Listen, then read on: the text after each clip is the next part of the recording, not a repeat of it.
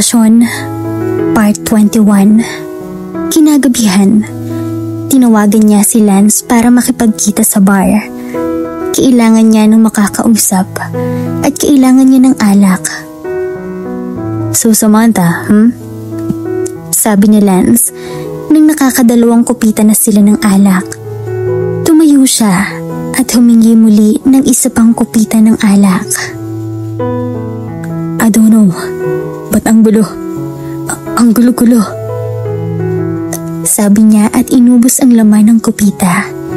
At muling sumenyas na isa pa. Enough, pare. I need to hear the story first, bago ka malasing. Tigil ni Lance. Well, there's no story to tell. I know you know everything. Sa liit lang ng bayan ng San Roque, for sure nakarating na sa'yo kung anong latest. Sagot ni Ace sa kaibigan. I didn't come here to judge. I came to listen. So, is this serious now? Tanong nito. Liningon niya ang kaibigan. Wala nang makausap niya ang ina kanina. Hindi pa niya tinatawagan si Samantha. Hindi rin niya ito pinuntahan sa kanila para ihatid. Tulad ng lagi niyang ginagawa.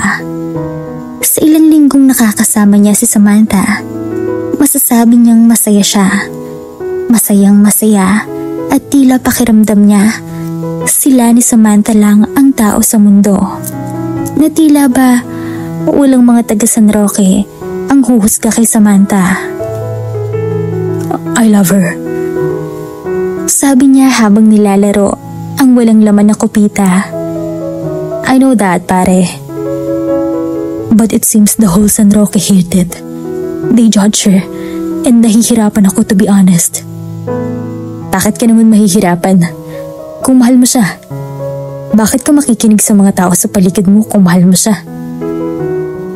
Tanong ni Lance sa kanya. It's not that easy. Ano ba kinakatakutan mo? What if she's not different? What different you mean?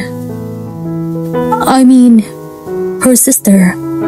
Well, hindi niya matuloy-tuloy dahil hindi niya alam kung ano ang tamang salita sa nais niyang sabihin. Her sisters? What are they? Nagdadalawang isip ka ba kay Samantha dahil sa pamilya niya? I don't know. It's just... Alam kong hindi maganda ang reputasyon ng mga santo sa bayan na to. Lalo na sa pamilya mo. But what happened in the past is not Samantha's fault. Or even hindi ginusto ni Samantha ang mga nangyari noon sa pamilya mo at pamilya niya. I know that. She was young that time. At kung mahal mo siya, dapat tanggapin mo kung ano siya noon at ngayon. Accept her flaw. Kung ang kinakatakutan mo ay maging tulad din siya ng mga kapatid niya, well, you need to trust her and believe in her. Sabi ng kaibigan. Hindi ko alam. Basta alam ko mahal ko siya. At ipaglalaban ko siya sa buong San Roque. Sa mapanghusbang bayan na to. Sagot ni Ace bago inubos ang laman ng kopita. Matapos silang mag-usap ni Lance, sinubukan niyang puntahan sa bahay ng mga ito. Namimiss na niya ito at maghapon pa lang na hindi sila nagkikita. Wala si Samantha, iho. Sagot ng nanay ni Samantha nang pagbuksan siya nito ng gate. Saan po siya nagpunta? Tanong niya dahil 8:00 na ng gabi. Sigurado siyang tapos na ang duty nito sa resort.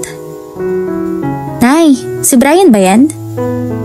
Sigaw ng nasa loob ng bahay. Sinulyapan niya ang nagsalita. Nakita niya ang isa sa mga kapatid ni Samantha na nakasuot ng maiksing bestida na halos wala namang tinatakpan pa.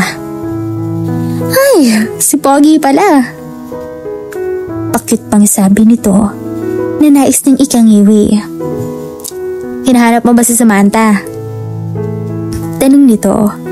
Hindi na siya sumagot at mabilis na nagpaalam sa nanay ni Samantha. Naiirita siyang makita ang kapatid ni Samantha sa ganoong ayos. Kung hinahanap mo siya, paniguradong nasa Ontiveros Resort yun. Wala namang ibang pinupuntahan yun kundi doon. Sabi nito. Napahinto siya sa pagtalikod nang marinig ang Ontiveros Resort. Andun yun, mantahan mo na. Dagdag pa ng kapatid ni Samantha at muling pumasok sa loob. Bumuntong hininga siya at bumalik na sa kotse. Ontiveros Resort? Sa ganitong oras? Anong ginagawa ni Samantha sa ganitong oras doon? Si Rafael ba? Nagkikita pa rin ba ang dalawa? Masyado ba siyang naging masaya at nawala sa isip ni si Rafael? Masyado ba siyang nakampante at nakalimutang maaaring nakikipagkita si Samantha kay Rafael? Pero bakit? Hindi pa ba maliwanag kay Samantha na may relasyon na sila at kinakailangan pa nitong puntahan si Rafael? Napamura siya at napapalo sa manibela. May relasyon ba talaga ang dalawa?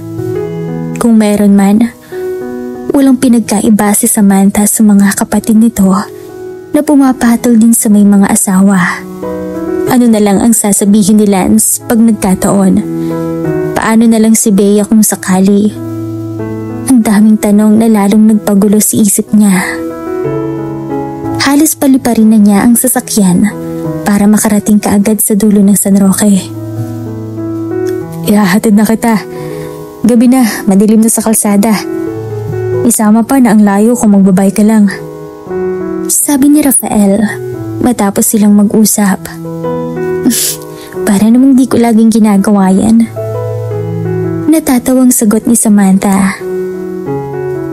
Kaibigan na ang turing niya kay Rafael. Ito na kasi ang naging takbuhan niya pag malungkot siya at may problema kay Ace. Kaya nga napasugod na naman siya kay Rafael dahil maghapong hindi nagpaparamdam sa kanya si Ace. Dati-rati, hinahatid siya nito sa DWCC o di kaya naman sabay silang papasok sa resort. Pero iba ang araw na ito. Mula pagmulat niya, wala siyang matanggap na message mula kay Ace. Wala rin tawag mula rito. Ang natapos ang maghapon na hindi ito nagpapakita sa kanya. Huwag mo kasi masyadong binibigyan ng big deal ang lahat. Just chill, wait for him. Sabi ni Rafael at kinulo ang buhok niya na parang bata. Aray! Natatawang tili ni Samantha at umagaw sa kanila ang mabilis na kotseng paparating. Kotse ni Ace. Pulong ni Samantha at huminto sa tapat nila ang kotse. Mabilis na bumaba si Ace at kitang-kita niya ang galit sa mukha nito. Get in the car, Samantha. Utos ni Ace at mabilis na lumapit sa kanya. Ace, ano bang? Get in. Patigas na utos nito at hinila siya sa braso. Pare. Sabat ni Rafael na tila hindi nagugustuhan ang kinikilos ni Ace. Huwag kang makialam rito. Galit na banta ni Ace at marahas siyang tinulak pasakay sa passenger seat. Ace, ano ba? Maktol niya at walang nagawa, kaya sumakay na lang siya. What's wrong with you, Ace? Nakakahiya kay Rafael. Inis na sabi niya at nilangon si Rafael na nakasunod lang ng tingin sa kotse ni Ace. Nakakahiya kay Rafael? How about me, Samantha? Hindi ka ba nahihiya sa akin na makita kang may kasamang ibang lalaki ng ganitong oras ng gabi? Isang pa na ikaw ang nagpunta sa bahay ng lalaki? Galit na sabi ni Ace habang sa kalsada nakatuon ng pansin. You don't understand? Kaibigan ko si Rafael at... Kaibigan? Kailan mo lang siya nakilala, naging kaibigan mo na. At kailangan mo pang puntahan kahit gabi. For God's sake, Samantha. He's a married man. Ano bang iniisip mo sa amin ni Rafael? You are Santos. Your family love married man. Sagot ni Ace na nagpakirot ng puso niya. Napalunok siya dahil tila may bumara sa lalamunan niya at hindi alam kung anong sasabihin. Ganun ba ang tingin mo sa akin? Nagawa ni Samantha itanong at pumatak ang luha niya. don't know. Ang hirap. Ihinto mo. Bababa ako. Matigas na utos niya. What? No, Samantha. We need to talk. Marami tayong dapat pag-usapan at linawin sa isa't isa.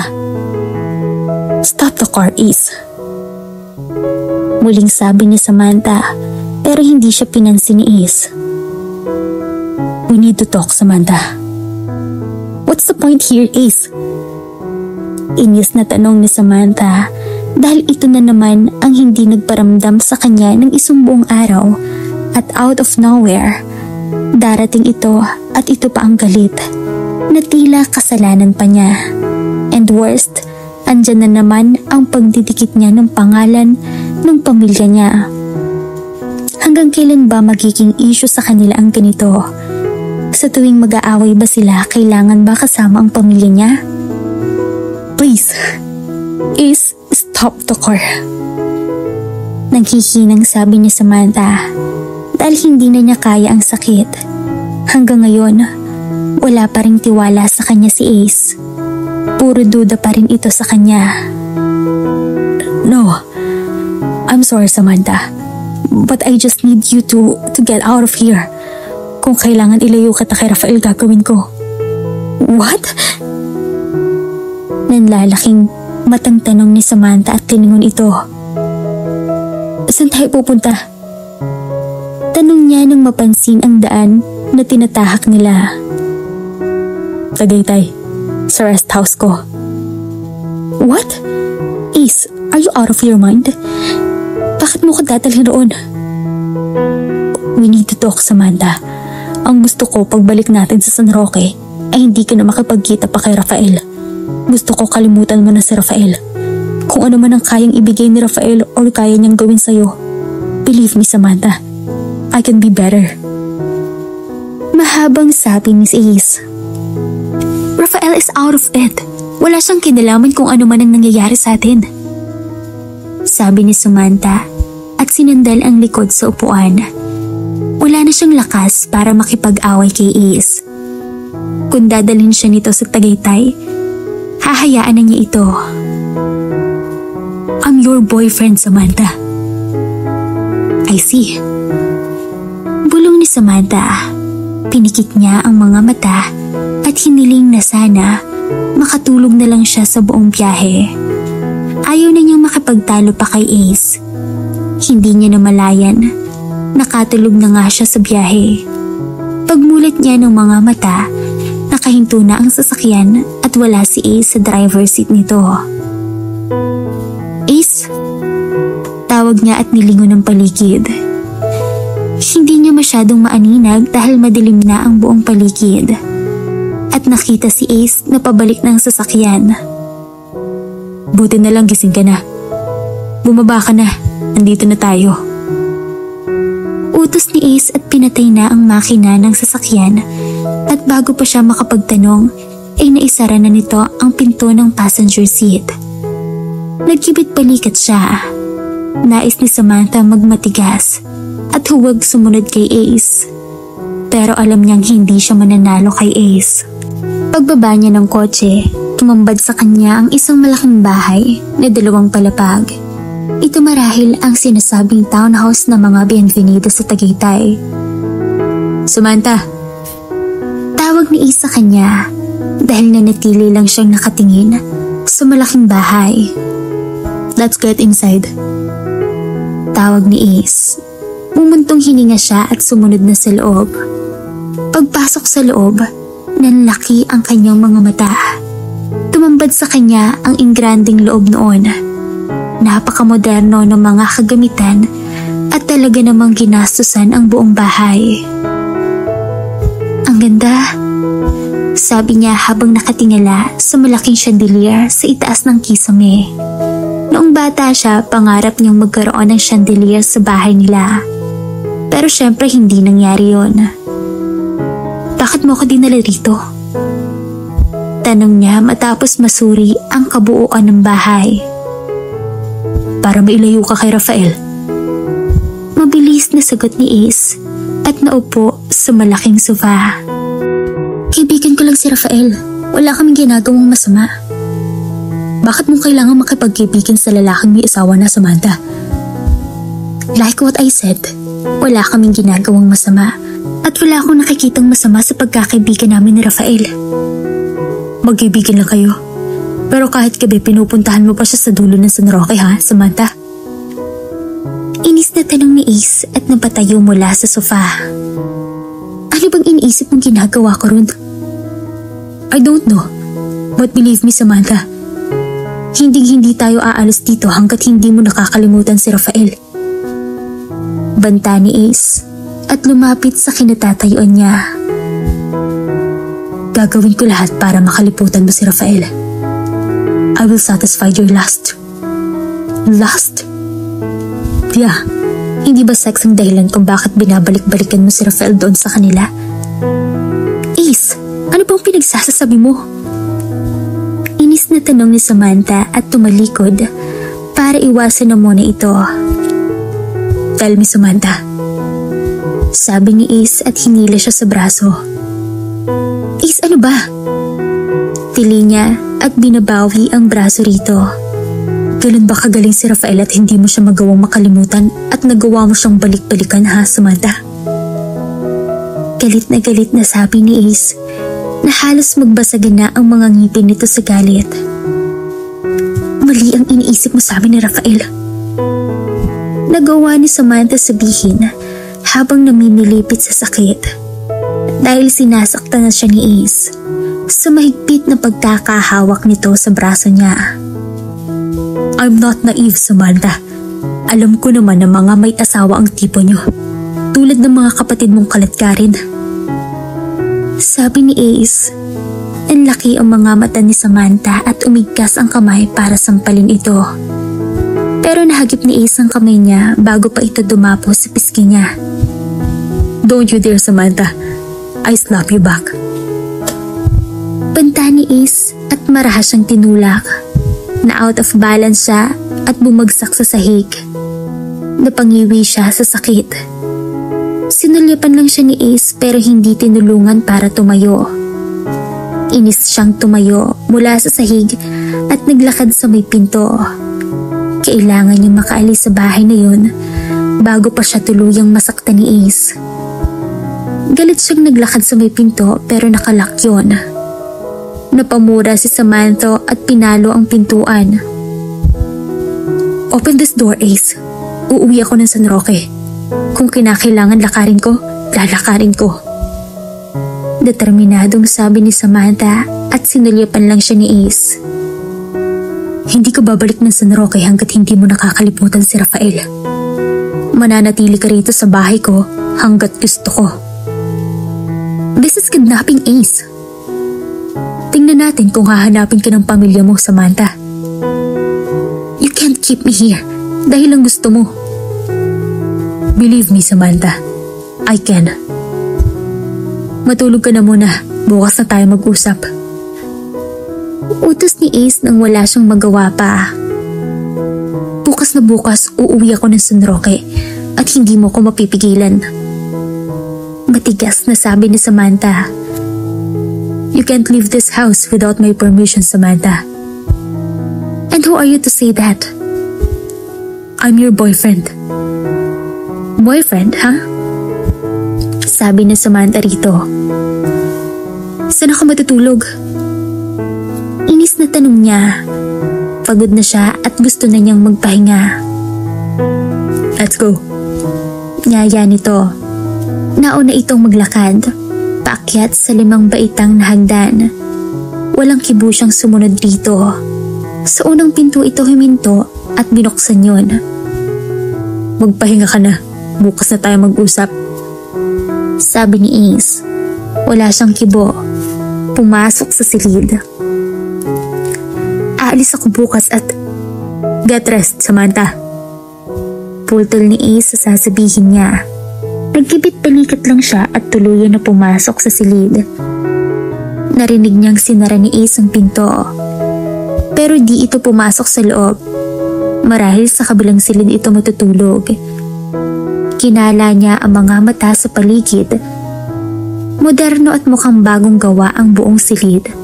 At masasabi niyang Masarap mag-relax lalo na malamig-lamig ang klima. Naupo siya sa malaking kama at ilang beses pa niyang binagsak ang pang-upo dahil natutuwa siya sa sobrang lambot ng kama. Di pa siya nakakaupo sa ganoong kalambot na kama. Tila siya naupo sa bulak sa sobrang lambot. Hinila niya ang malaking unan at niyakap yun. Pati unan malambot din. Alam niyang mamahalin ang mga gamit kaya ganon kalambot ang mga yon. Ang sarap naman matulog sa ganito. Bulong niya at pinagsak ang katawan sa malambot na kama. Wow! At huminga ng malalim. Saan kaya matutulog si Ace? Tanong niya sa sarili. Ang sarap sigurong matulog sa ganitong kama kung katabi niya si Ace. Pero mabilis niyang binura sa isipan yon dahil baka kung saan umabot ang iniisip niya. Isa pa dapat niyang isipin ngayon ay kung paano siya makakauwi bukas. Naalimpungatan siya, tila may nakadagan sa mga dibdib niya. Gumalaw siya at may nakapang malaking braso. Nagmulat siya ng mga mata at tumambad sa kanya ang tulog na si Ace. Ace? Bulong niya at kahit sa malalim na ilaw na hatid ng lampshade ay naaaninag niya kung gaano kagwapo si Ace. Ace? Bulong niya habang nakatitig sa gwapong mukha nito. Dahan-dahan niyang hinawakan ang gwapong mukha nito. Magaspang yun marahil sa balbas na nais ng tumubo. Mula pa noong kabataan ni Ace, gwapo na ito at talaga namang pinagkakaguluhan ng mga estudyante noon. Isa siya sa mga estudyanteng yun. Pero alam niyang suntok sa buwan yun. Kaya naman pinilit niyang pigilan ang paghanga niya kay ni Ace noon. Pero hindi niya nagawa dahil lihim niya itong nagugustuhan. Kung tutuusin, hindi naman nalihim. Dahil kahit anong tago niya sa nararamdaman, ay may damdamin siya dito. At natutuwa siyang may damdamin din sa kanya si Ace. Yun nga lang, di siya sigurado kung pagnanasa lang ang pagtingin nito sa kanya. Kumalaw si Ace at mabilis niya inalis ang kamay sa mga mukha nito. Samantha, he whispered with his sleepy sexy voice. Napalunok siya dahil naghatid ito ng bolta-boltahing kilabot ang simpleng pagtawag nito sa pangalan niya.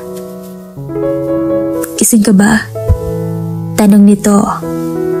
At inabot ang lampshade at mas paliwanagin pa ang mga ilaw na yon. Sorry, nagising pa kita. Paumanhin niya rito at bumangon mula sa pagkakahiga. Bakit? Tanong nito at sumandal sa headboard. Hindi ko alam na dito ka pala matutulog. Akala ko sa kabilang kwarto. Tulog ka na kanina pagbasok ko kaya hindi na kita ginising pa. Tanging sabi niya at sinuklay ang buhok sa kamay. Napansin niyang walang damit pang itaas si Ace at naisip tuloy niya kung may pangingibaba ito o wala. Nakatakip kasi ng kumot ang ibubong bahagi ng katawan nito. Do you want anything? Nagugutom ka ba? No, wala. Sagot ni Samantha at nahihiyang tumingin rito. Okay lang bang dito ako matulog o doon na lang ako sa sofa? Sabi nito at tinuro ang sofa bed. Ha? Okay lang naman. Nahihiyang sagot ni Samantha. May gusto ka bang sabihin? Tanong ni Ace, marahil napansin niyang tila balisa siya. Wala. Sige, matulog na ako. Sagot niya at akmang hihiga na nang pigilan siya ni Ace. Are you sure? Paniniyak nito. Tanging sagot niya at di ilang beses siyang napatingin sa hubad na katawan nito. Just tell me what you want, Samantha. Nakangiting sabi ni Ace na tila nabasa na nito kung ano ang nasa isip niya. Nais niya itong halikan tulad ng ginawa nila dati at nais niya itong hawakan. At hindi niya matuloy ang nasa isip. Naramdaman niya ang mga labi ni Ace sa mga labi niya. At hindi na siya nagdalawang isip pa. Gumanti siya ng halik kay Ace na kanina pa niyang nais gawin. They kissed passionately, and Ace's hand began to travel over her body. He touched her neck down to her chest as their lips remained on each other. She responded more passionately with every warm kiss Ace gives. Her hands also started to move. She touched Ace's chest slowly. It seemed she wasn't sure what she was doing. Basta alam niya gusto niya ang ginagawa nila ni Ace at handa siyang ibigay ang sarili kay Ace nang walang anumang kapalit. Kahit pagkatapos ng gabing ito ay nawalan na ng interes sa kanya si Ace ay tatanggapin niya. Ang mahalaga, ibigay niya ang sarili kay Ace sa lalaking mahal niya mula noon hanggang ngayon. Samantha, tawag ni Ace nang maghiwalay ang kanilang mga labi. Pareho pa silang habol ang kanilang paghinga. Tumingin siya kay Ace at naghihintay ng susunod na gagawin nito sa kanya. Please stay with me, Samantha. Stay with me. Seryosong sabi ni Ace at kinabig siya. Niyakap ng mahigpit. Halos maipit pa ang mga dibdib niya sa matipunong dibdib nito sa higpit ng pagkakayakap nito sa kanya. What do you mean?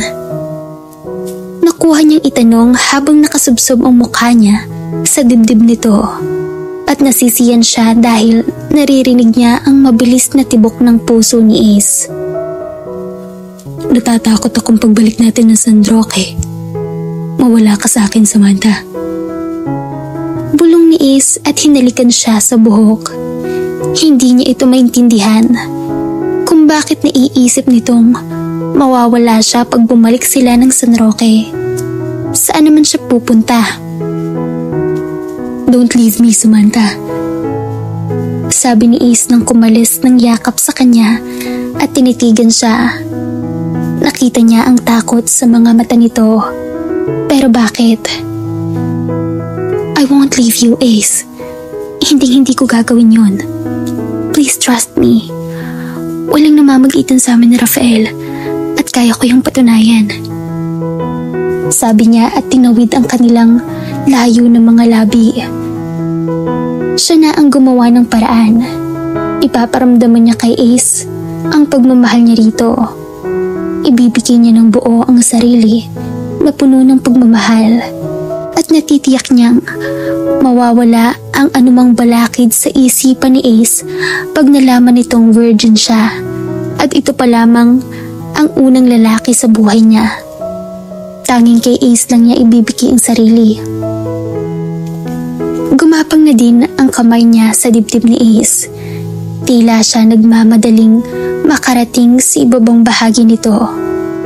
Pero bago pa niya naabot ang nais maabot, nahuli ni Ace ang kamay niya at huminto sa paghalik kay Ace. Nagtatanong ang mga matang napatiting siya rito. You don't know what you are doing in for, Samantha. He said in a sexy voice na lalong napasabik sa pagnanasang nararamdaman. I want you, Ace. I need you. Bulong niya with her seductive voice and touched Ace's face. She slid her hands down to his neck, slowly seducing him. I can't resist, he answered. At maya-maya pa'y nahihiga na siya nito sa malambot na kama, habang ang mga labi nila ay tila ayaw maghiwalay. Mabibilis din ang mga kamay nilang naglalakbay sa kani-kanilang katawan. Tila ba may hinahabol na oras at ayaw nila parehong magpahuli. Ramdam na ramdaman niya ang init sa buong katawan niya at alam niyang wala nang makakapigil sa kanila ni Ace. Ibibigay na niya ang sarili sa lalaking pinakamamahal niya. She moaned Ace's name. Touch her down there. Napalunok siya. Ito na nga ang simula ng pagbibigay ng sarili kay Ace sa lalaking mahal niya. Go on, I need you. Bulong niya nang makita ang pag-aalinlangan sa kilos ni Ace. Samantha, he whispered at tinuloy ang ginagawa. Ace, I love you. She whispered and welcomed Ace every touch and move on her body. I love you too, Samantha. Naramdaman niyang nagsimula na siyang hubaran ni Ace. Sumunod siya sa bawat ginagawa ni Ace. Parehong nagmamadali ang mga kilos nila. Naramdaman niya ang lamig nang ilayo ni Ace ang katawan nito sa katawan niya at pinagmasdan niya ng mabuti ang paghuhubad nito sa mismong harapan niya. Nailang pa siya dahil sa naka-expose niyang dibdib. Nakatingin si Ace. Pinag-cross niya ang mga braso sa hubad niyang dibdib. Don't be shy. Let me see those. Bulong ni Ace matapos mahubad ang mga boxer shorts nito at tumambad sa kanya ang pagkalalaki nito. Napalunok siya at bumilis ang tibok ng puso niya. Let's do this, Samantha. Sabi nito at muling lumapit sa kanya. Nahihiya siyang tumango at muli pinaglakbay ang mga kamay niya sa matipunong katawan ni Ace. Touch me, Samantha. Feel me. Yes, Ace. Sagot niya at muling tinawid ang pagitan ng mga labi nila. Mapusok at mainit, kasabay ng paglalakbay ng kanilang mga kamay. Damn, Samantha, you are so sweet. Now please, Ace. I want to feel you. Please now. Pagsusumamo niya dahil di na niya kaya ang nagiinit na nararamdaman. Nais na niyang malaman kung ano ang susunod niyang mararamdaman. Napaliyad siya nang maramdaman ito sa pagitan ng mga hita niya. I won't hurt you. Promise. Bulong nito. Tumango siya at napapikit nang maramdaman ang konting sakit.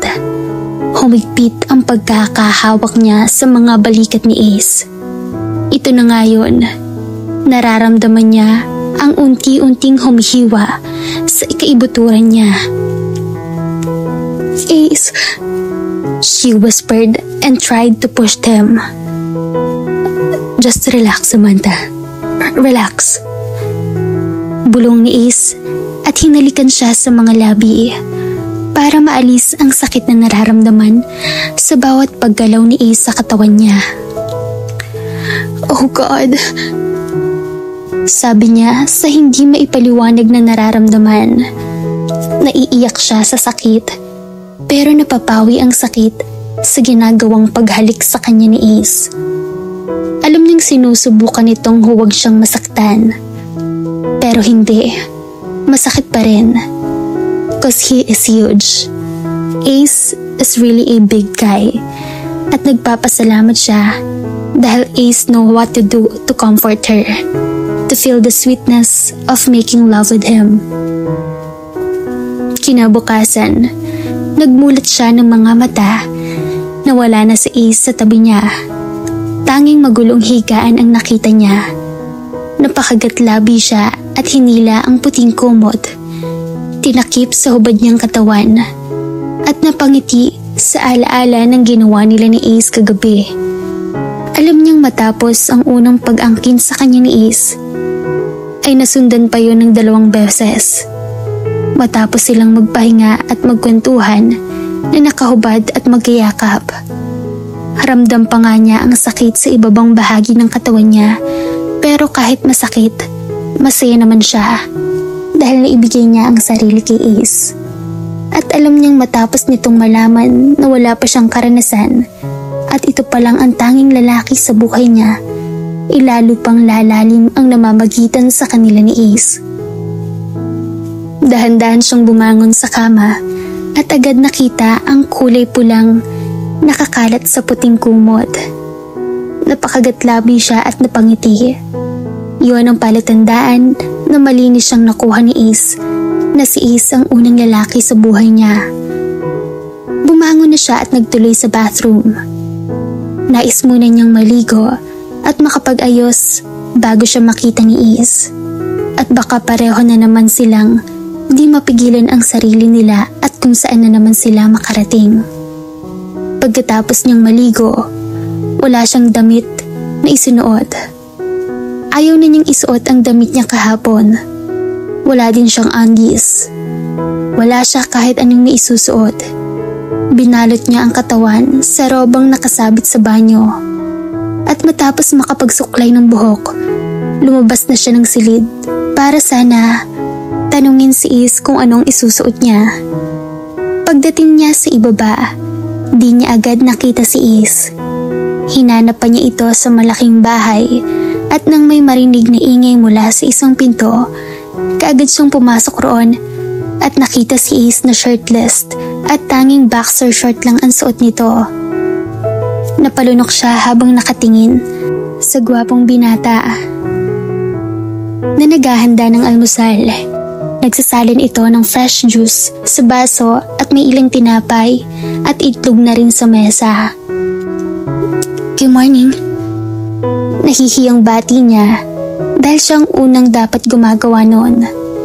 Siya dapat ang naghahanda ng pagkain nila. Good morning, beautiful. Masiglang bati ni Ace at nilingon siya matapos ang ginagawang pagsalin ng juice sa baso. Kamusta ang tulog mo? Nakapagpahinga ka ba? Tanong ni Ace at nilagay sa babasaging mesa ang 2 baso ng juice bago ito lumapit sa kinatatayuan niya. Was good? Nahihiyang sagot niya. Yeah, good. Sabi ni Ace at bigla siyang hinalikan sa mga labi. Nagulat pa siya at nahihiyang nagyuko ng ulo. Nag-shower ka na pala. Sana hinintay mo ako para sabay tayo. Biro nito at hinapit siya sa bewang. Tumama siya sa hubad nitong dibdib. Actually, simula niya dahil hindi niya alam kung paano sasabihin rito na wala siyang suot na undies. Tanging roba lang ang tumatakip sa katawan niya. Naghanda na ako ng almusal. Kumain na muna tayo.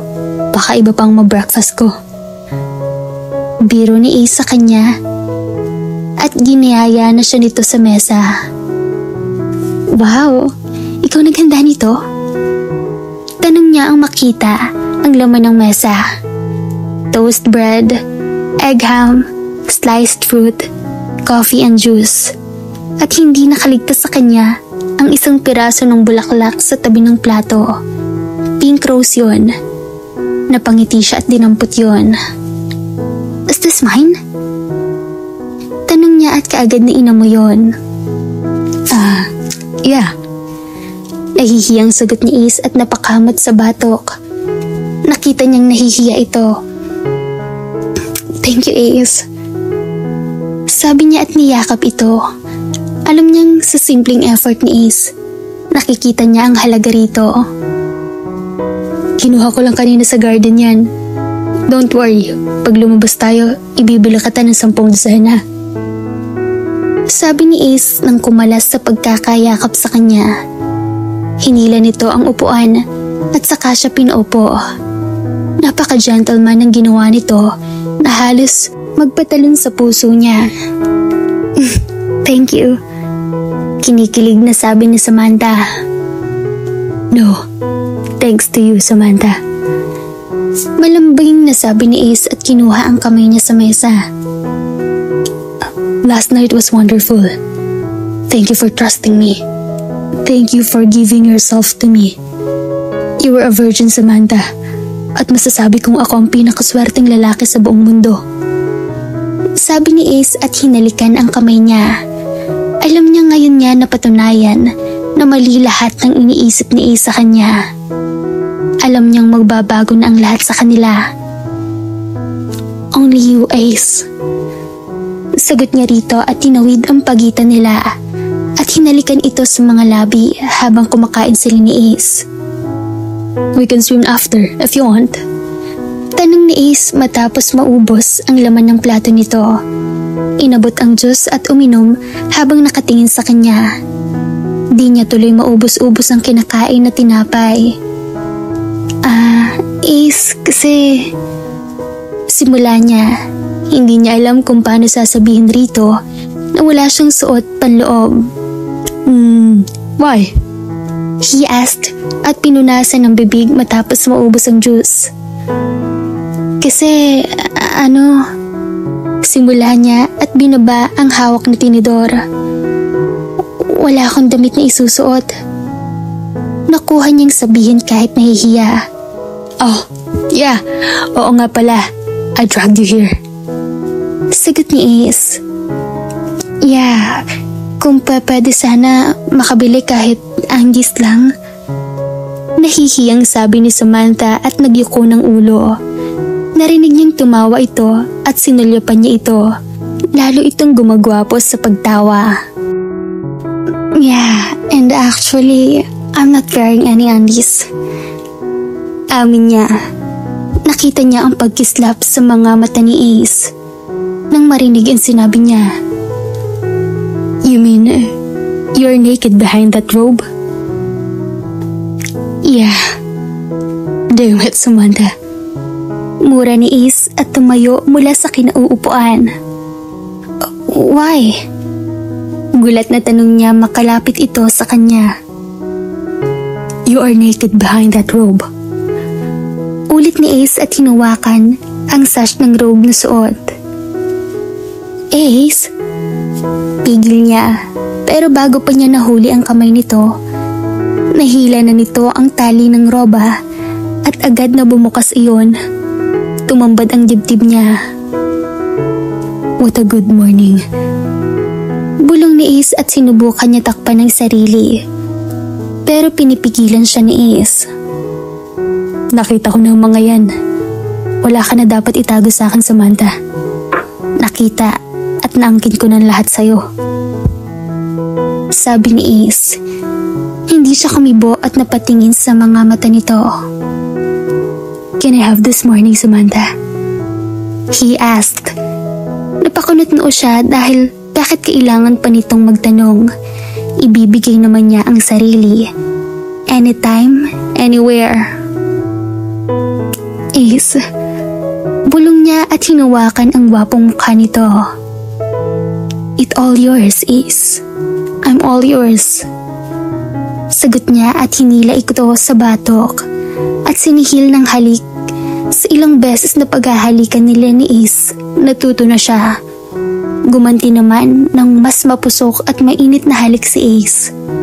Maya-maya pa, naramdaman niya ang pag-angat ng katawan niya. Naikawit ang mga braso sa batok nito na tila naghihiwalay ang mga labi nila. Naramdaman niyang inuupo siya ni Ace sa may lababo at pumesto ito sa pagitan ng mga hita niya. You are mine, Samantha. Bulong ni Ace at tuluyan ng binaba ang robang suot niya. At sinimulan na naman nila ang paglalakbay. Napaka-uncomfortable dahil nasa kusina sila at nasa ibabaw siya ng lababo. Pero aaminin niyang mas na-excite siya at mas nagugustuhan nila ang ginagawa nila. May thrill and excitement. Bagong karanasan na naman sa kanya ang bagay na ito. May bago na namang naituro sa kanya si Ace at gusto niya ang nangyayari sa kanila. Matapos ang ginagawa nila sa kusina, ay pinagbihis na siya ni Ace. Aalis daw sila at mamimili ng mga kakailanganin niyang gamit sa pananatili nila sa Tagaytay. Pinahiram siya ni Ace ng isa sa mga polo shirt nito. Nagmukhang bestida sa kanya ang damit. This time, may undies na siyang suot. Nilabhan at kinamitan ng dryer ang undies niya para may isuot. Dahil di daw siya palalabasin ng bahay ni Ace na walang suot na undies. Dahil baka daw di nito mapigilan ng sarili at kung ano ang magawa nito sa kanya sa daan. Napangiti siya habang isa-isang binobotones ang suot na damit. Napakagatlabi pa siya nang makita ang pulang marka sa may kanang dibdib niya. Nilagyan ni Ace ang marka ng yon kanina. Marka ng pagmamahal nito at napangiti na isiping nagawa nilang mag-sex sa ibabaw ng lavabo ng 2 beses. At kung kakayanin pa nga nila, balak pa nilang gawin kanina sa mesa. Ready? Bungad ni Ace nang pumasok ito sa pintuan. Nagulat pa siya dahil malalim ang iniisip niya. Yeah. Garel-garel na sagot niya dahil sa tensyon na nai-imagine niya. Tara na, para maipasyal kita sa magagandang lugar dito. Yaya ni Ace at lumapit sa kanya. Sinuri niya ang suot. Sumakto lang naman. Natakpan ang pang-upo niya at litaw na litaw ang mahahabang legs niya. Nice legs! Mukhang mapapaaway ako mamaya pagbaba mo ng kotse. Biro ni Ace at sinuri naman siya sa may dibdib. Hindi pa niya tapos isara yun, kaya nakikita pa ang dibdib niya. Ako lang dapat makakita ng mga to, sabi ni Ace at ito na mismo ang nagsara ng botones. Napangiti siya dahil nakaramdam ng mga ginagawa ni Ace. Let's go? Yaya niya rito at kinawit ang braso sa braso nito. Yeah, dahil baka di ko na naman mapigilan ang sarili ko at ihiga kita si kama at...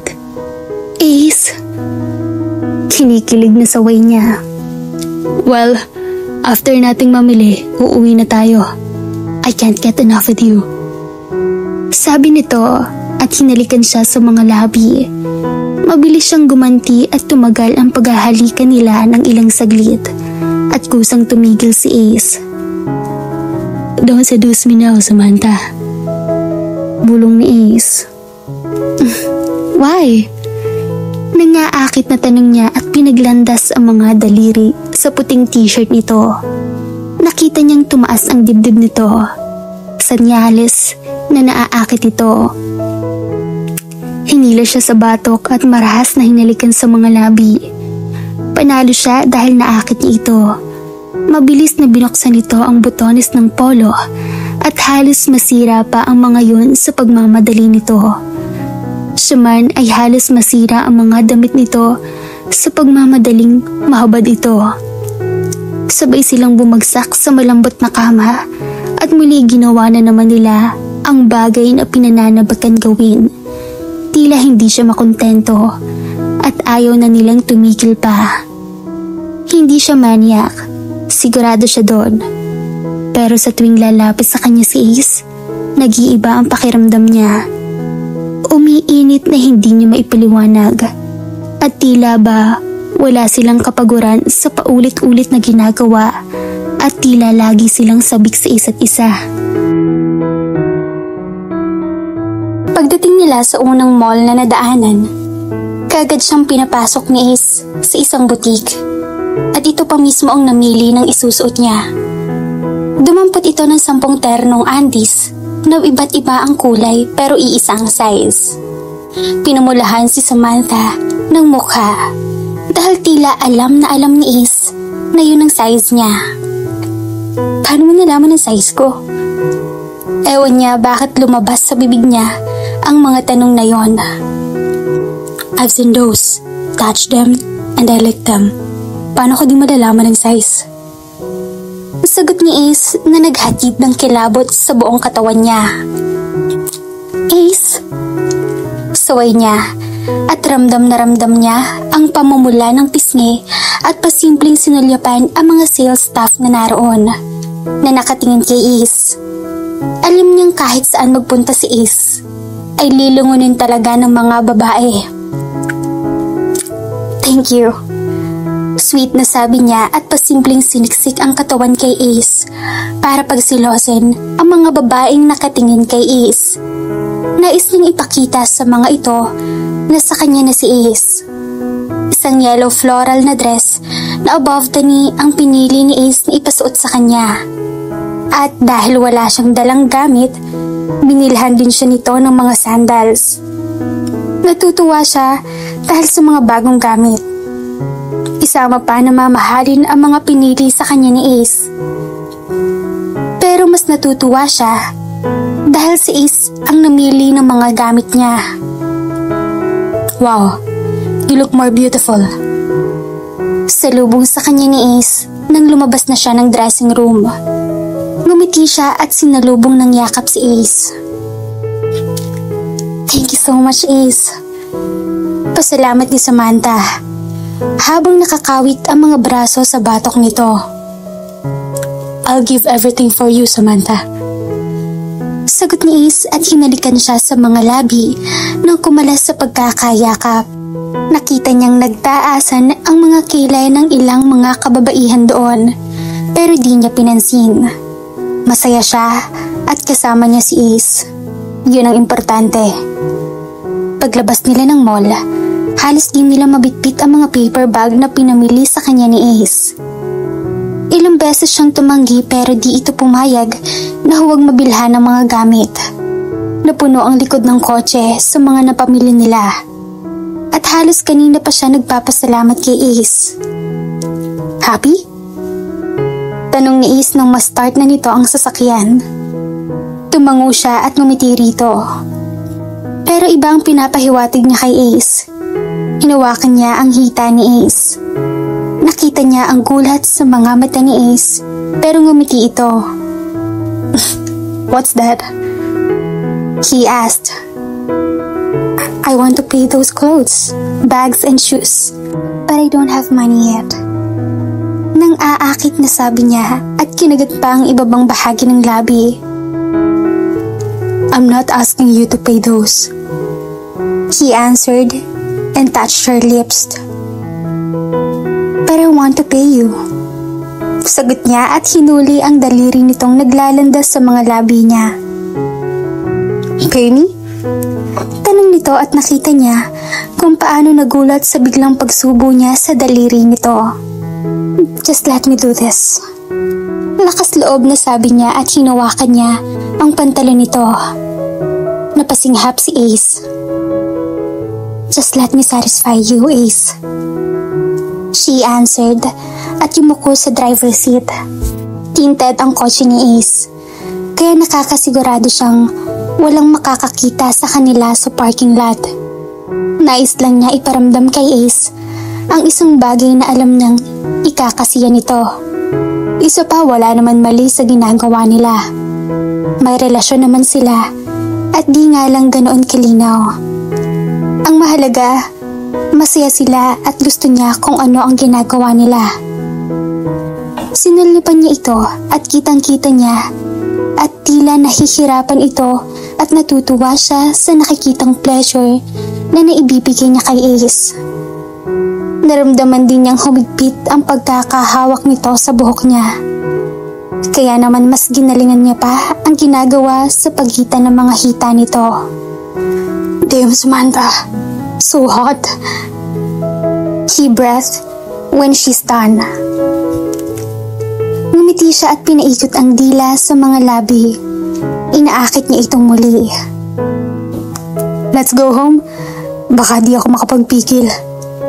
Sabi ni Ace at muling sinihil ng halik sa mga labi. I love you, Ace. Sabi niya nang maghiwalay ang mga labi nila. I love you more, Samantha.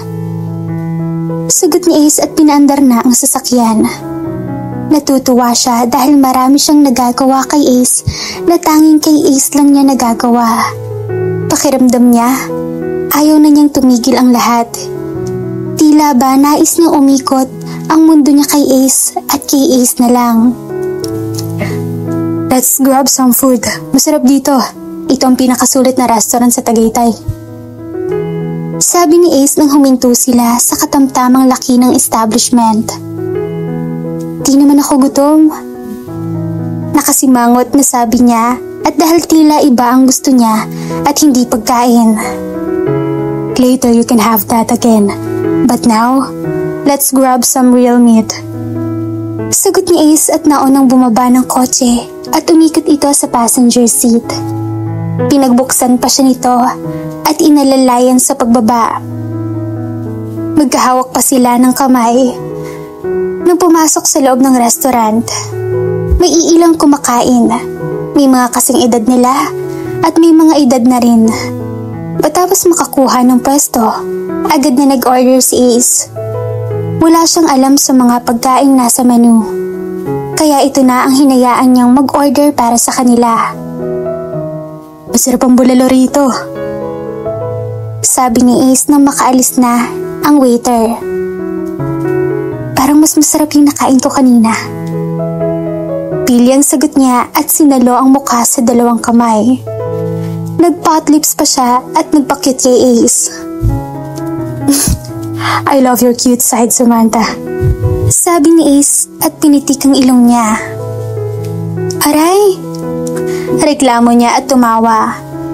Tumigil siya sa pagtawa at unti-unting nawala ang ngiti sa mga labi niya nang pamilyar na mukha ang nakita niyang pumasok sa entrance. Kumabog ang dibdib niya at nalipat ang mga mata kay Ace na nilalaro ang mga daliri niya. Nanikip bigla ang dibdib niya. Napalunok siya habang nanatili pa rin ang mga mata sa dalawang bagong dating. This can't be. Bulong niya. What? Tanong ni Ace. Nothing. Garalgal na sagot niya. Anong gagawin niya? Di pwedeng makita ni Ace ang nakikita niya. Pero paano? Maiiwan si Ace. Ace, can we leave now? Putol-putol na sabi ni Samantha. What? Gulat na tanong nito. Mr. Bienvenida. Tawag ng isang lalaki sa di kalayuan. Nanlaki ang mga mata niya dahil lumingon si Ace nang marinig ang pagtawag sa apelyido nito. Mrs. Ontiveros. Tawag naman sa kasama ni Mr. Bienvenida. Tila tumigil ang ikot ng oras at hindi niya alam kung humihinga pa ba siya o ano. Habang nakatingin si Ace sa kinatatayuan ng ama nito at Mrs. Ontiveros. Nakakawit pa ang braso ni Mrs. Ontiveros sa braso ni Mr. Bienvenida. At tila mga kaibigan ng mga ito ang bumati rito. Lumalim ang kunot sa noo ni Ace habang nakatingin sa mga ito. Ace. Tawag niya at inabot ang kamay nito. Parang di man siya naramdaman ni Ace. Nanatiling nakapako ang mga mata nito sa apat. Nabultong nag-uusap at nagkakamustahan.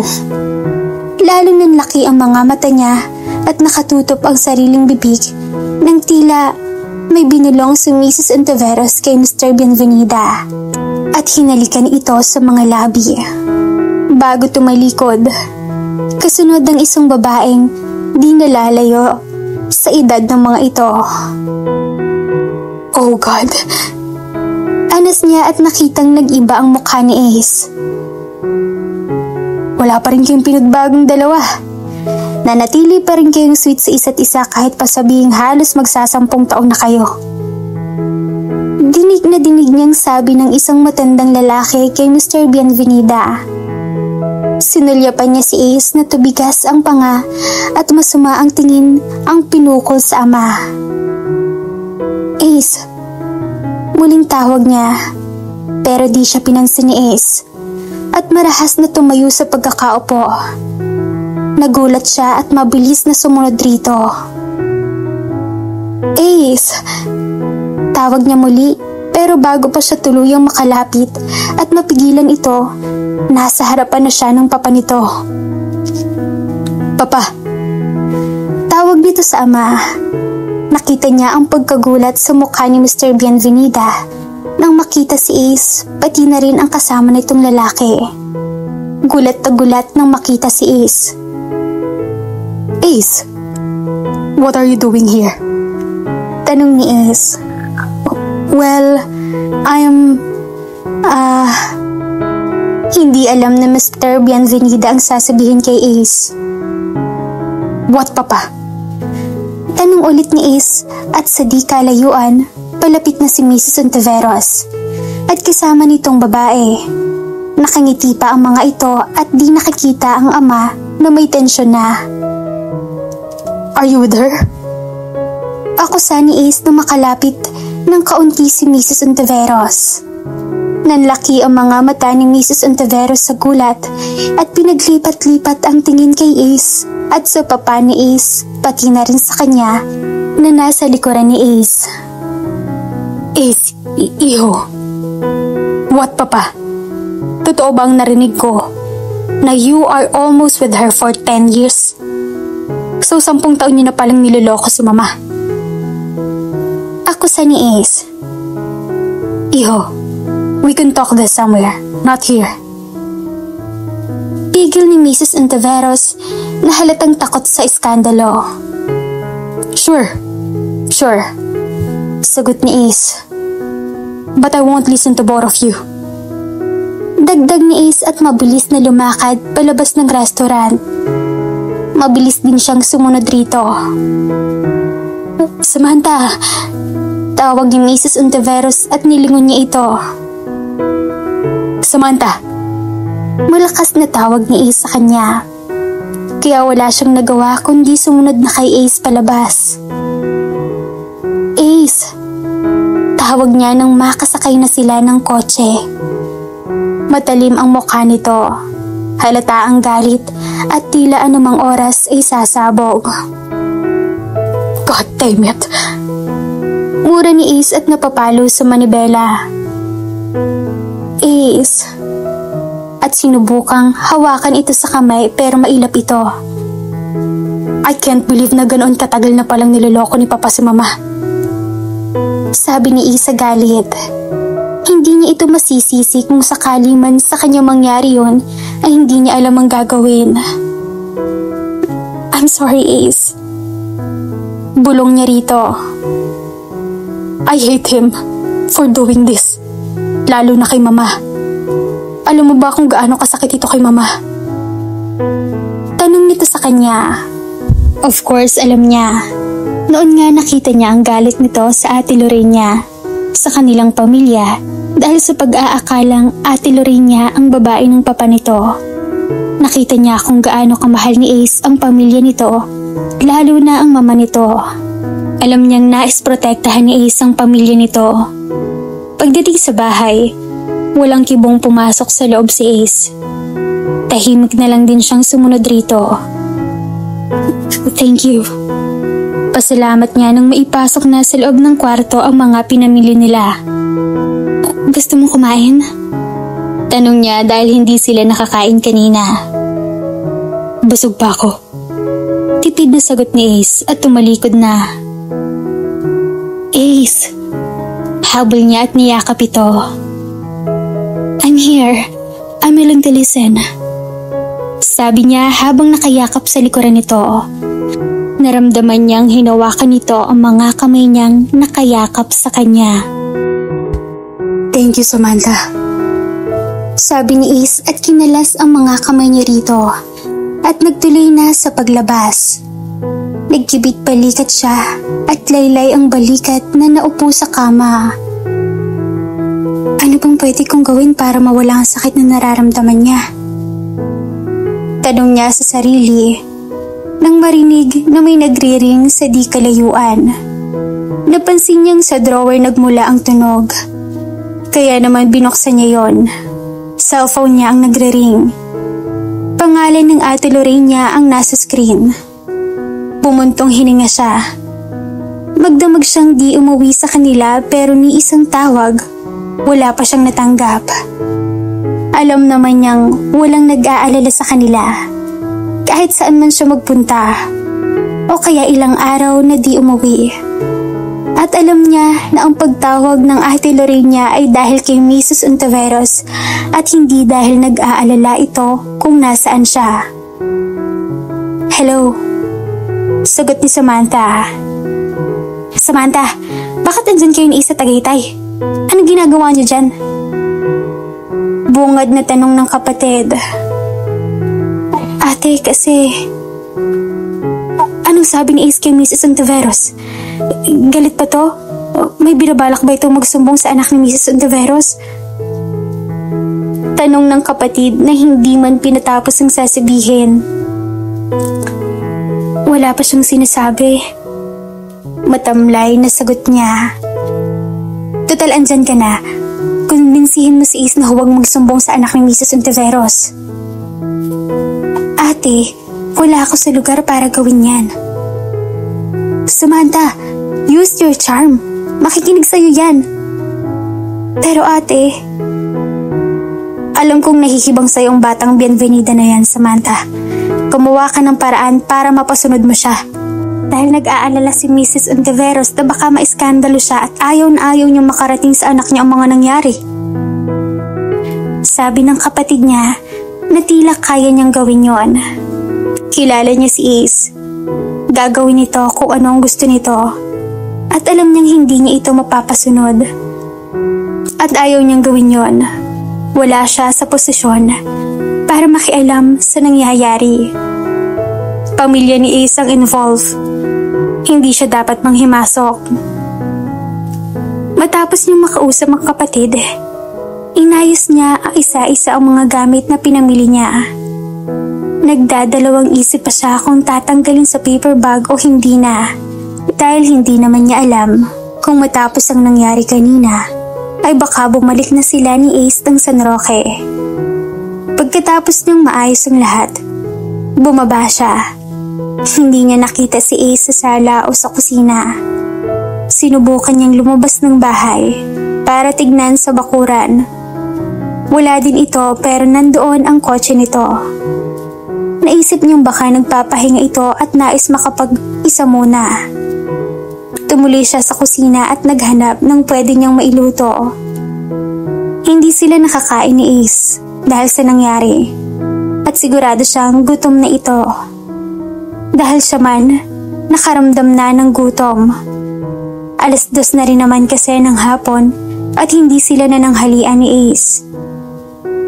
Puno ang laman ng ref. Puro fresh ang gulay at prutas na naroon. Marahil kanina pag alis nila, dumating ang caretaker at pinamalengkehan sila.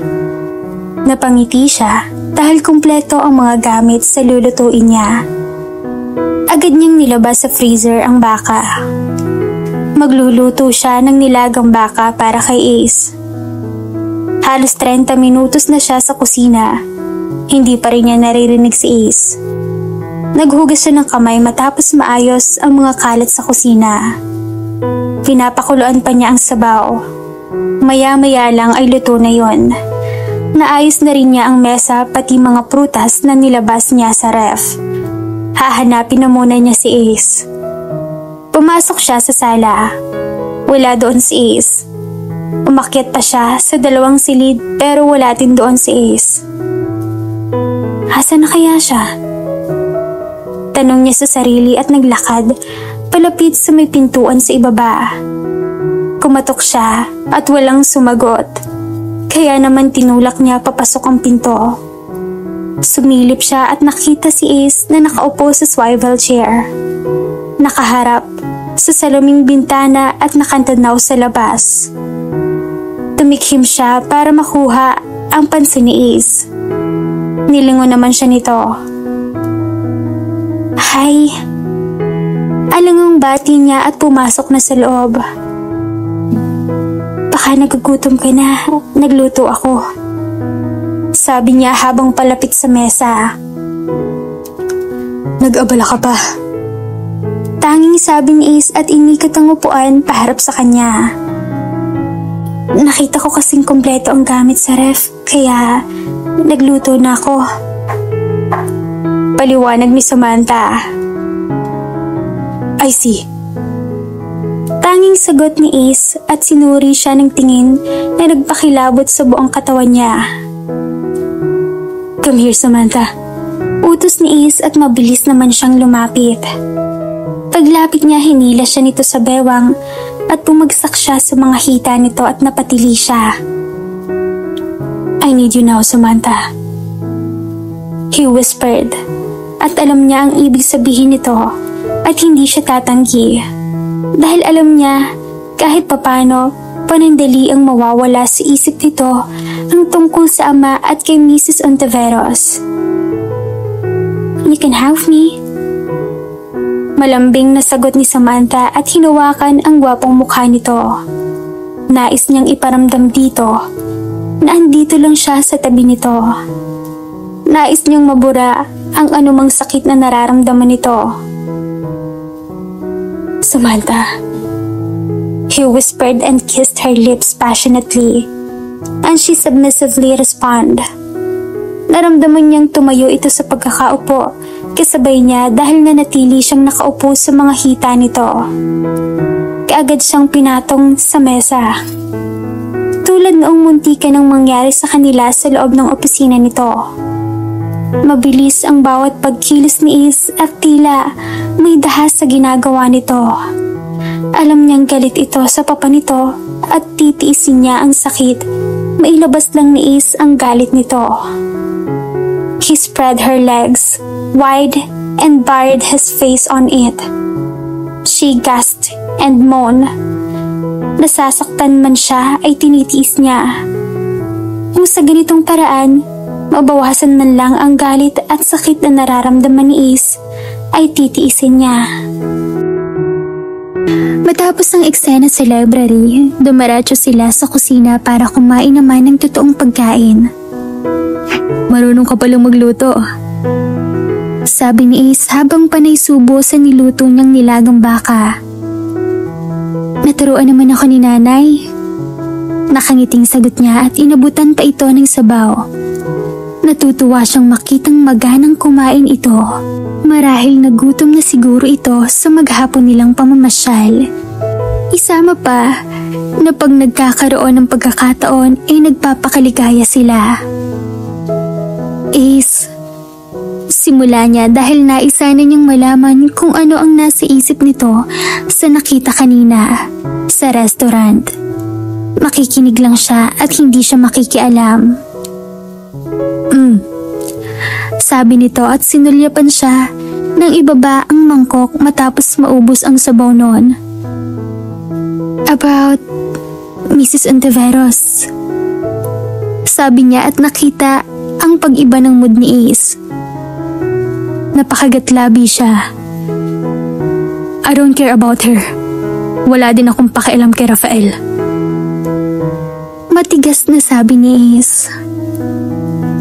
All I want is a peace of mind. Lalo na kina mama at sa mga kapatid ko. Ayoko ng iskandalo. Ayokong muling pag-usapan ng mga bienvenida sa bayan ng San Roque. Tulad noon ang madikit ang pangalan ng kapatid mo sa papa ko. Sabi ni Ace. 10 taon niya nang niloloko ang mama at naniniwala akong naging kasangkapan ng kapatid mo. Sabi ni Ace at sinulyapan siya. What do you mean? Sa loob ng 10 taon, niloloko ni Papa si Mama. Pinapalabas nitong paiba-iba ito ng babae at nakabilang ang kapatid mo. Pero sa mga panahong yun, tanging si Mrs. Ontiveros lang kinakatagpo ni Papa. Sabi nito na tila sigurado na. Alam naman niyang kasangkapan ni Mrs. Ontiveros ang ate niya. Alam niyang walang naging relasyon ng kapatid niya at Papa ni Ace. Mrs. Ontiveros manipulated your sister. Wala naman mawawala sa kapatid mo kahit may iskandalo siya. Pero kay Mrs. Ontiveros malaki. And I know pag nalaman na Rafael ang lahat, baka lalong magrebelte yun at magwala. Anong gagawin mo? Tanong ni Samantha. Nothing. Wala akong gagawin. Poprotektahan ko lang si mama at mga kapatid ko. Hindi ko iiskandaluhin si Mrs. Ontiveros dahil baka di makayanan ni mama pag nalaman niya. You mean? Kami na pa ang maghaharap. I know may dahilan siya at kung ano man yun, wala akong pakialam. Matigas na sagot ni Ace at tumayo sa kinauupuan. Bumuntong hininga siya dahil tila hindi niya maintindihan si Ace.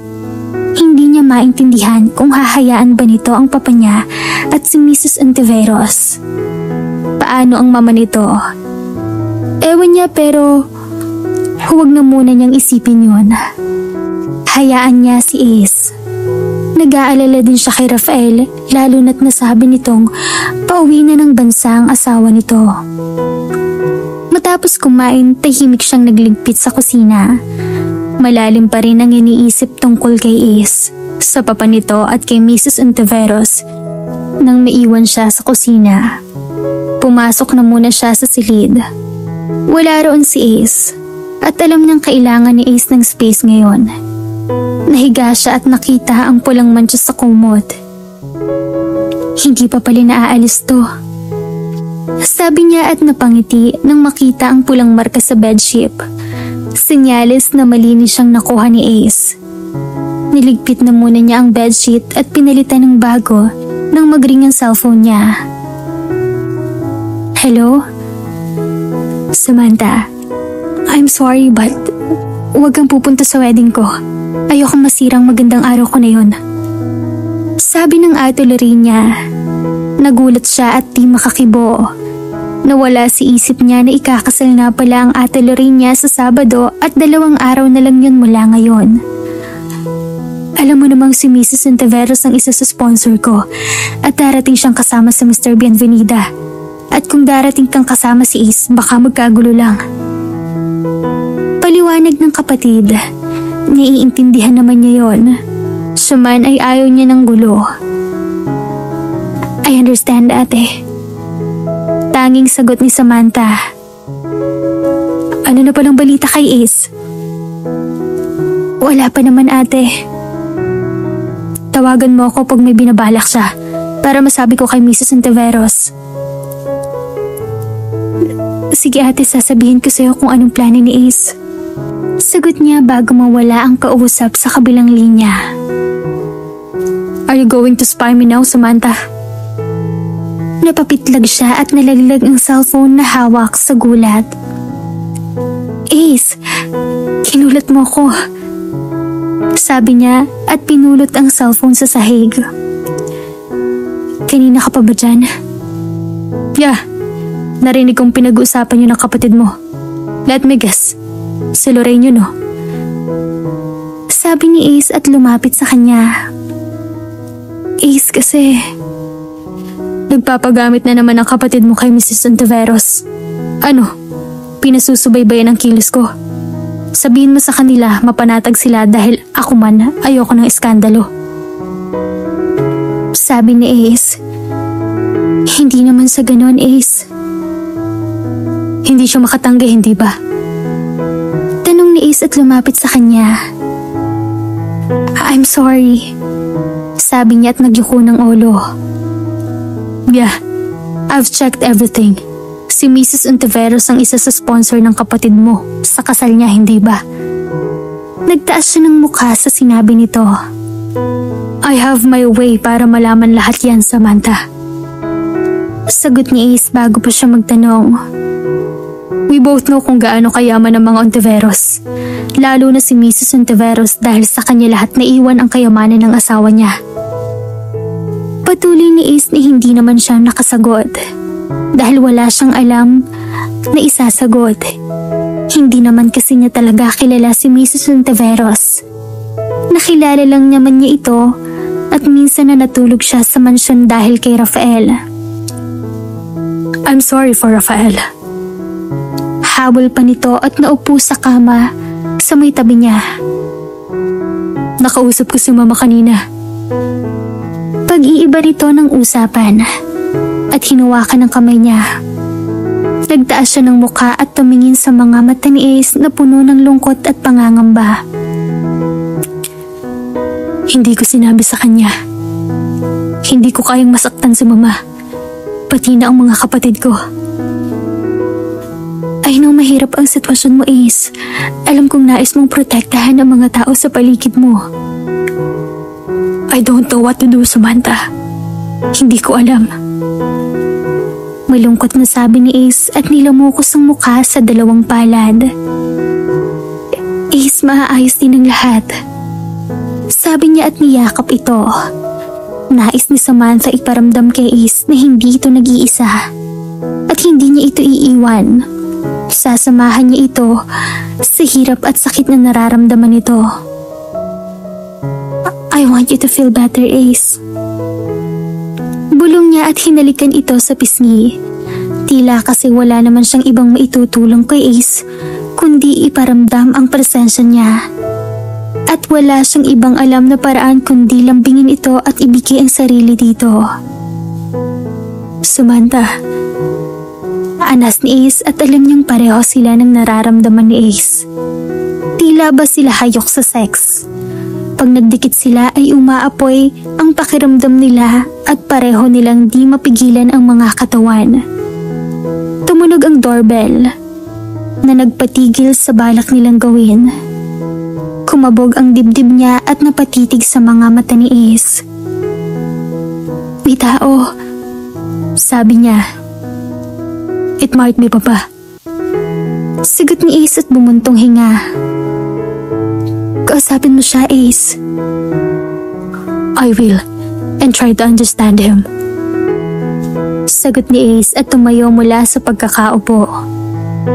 "We can finish this later." Paalam niya at hinalikan sa mga labi. "I'm sorry, Iho. Mapatawad mo pa sana ako." Malungkot na sabi ng ama ni Ace nang makapasok sa loob ng bahay. Alam niyang pupuntahan siya ng ama sa bahay niya. Kanina pa ito tawag ng tawag sa kanya at hindi niya sinasagot. Ayaw muna niya sana itong makausap. Wala pa naman siyang sasabihin rito. "Hindi ko gustong malagay ang pamilya natin sa skandalo." Patuloy nito nang hindi siya kumibo. Sinulya pa ng ama.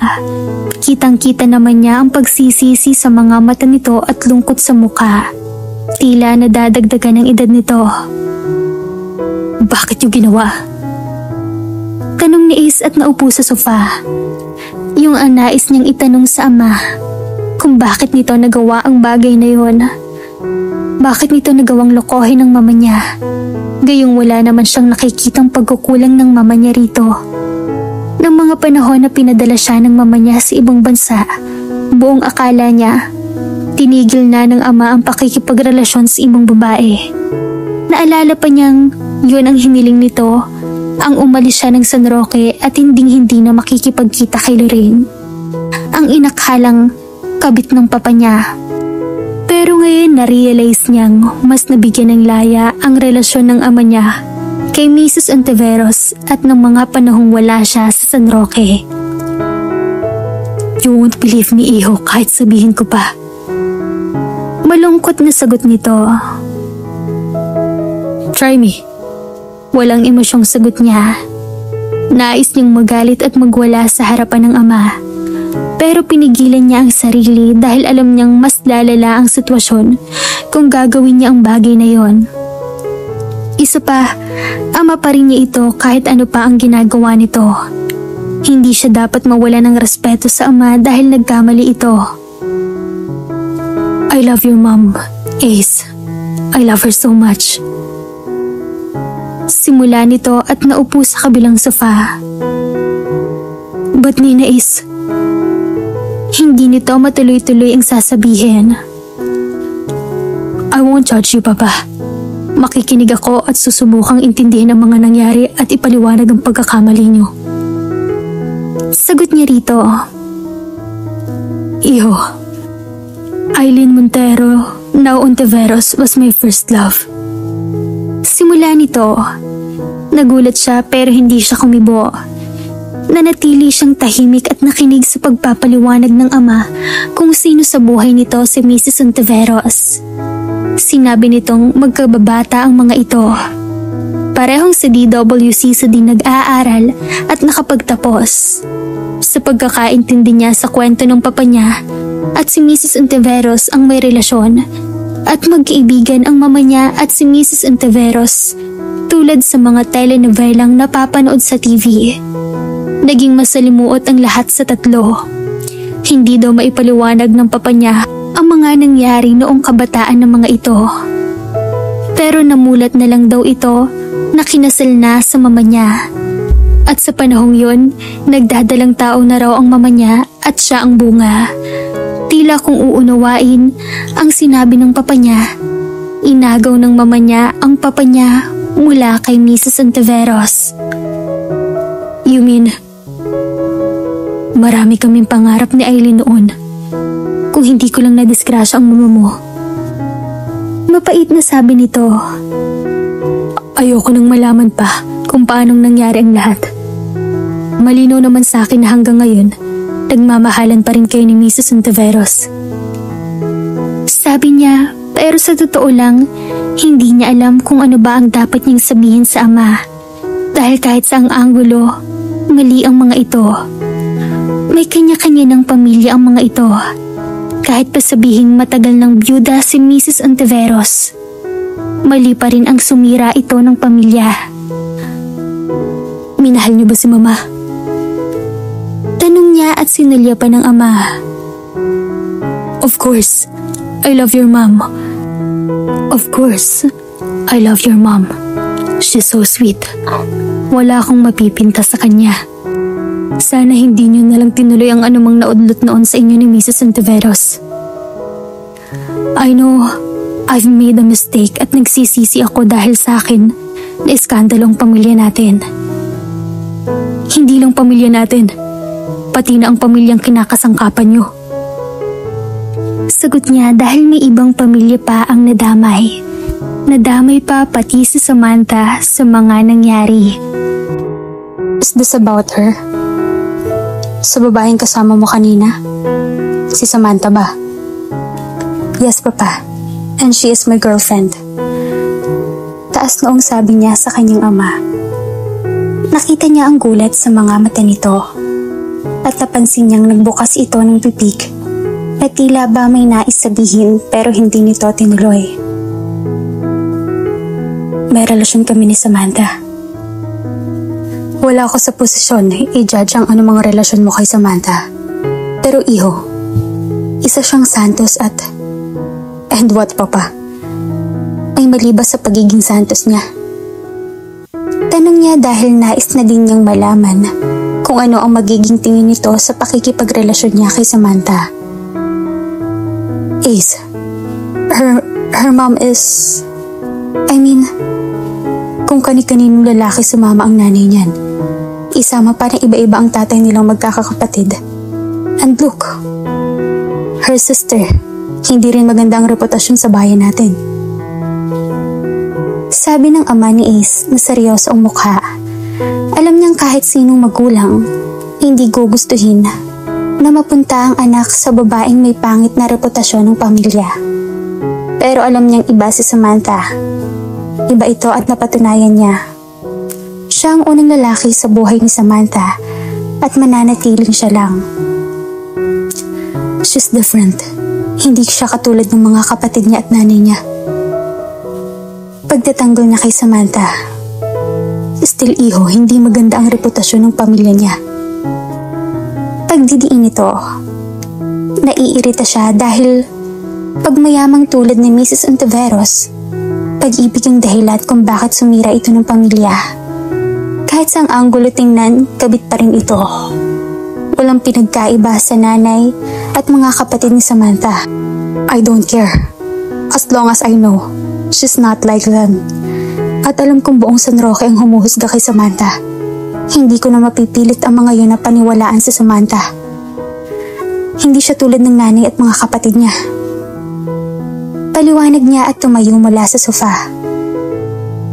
May sasabihin pa ba kayo patungkol kay Mrs. Ontiveros? Tanong niya para maibang usapan. Nothing.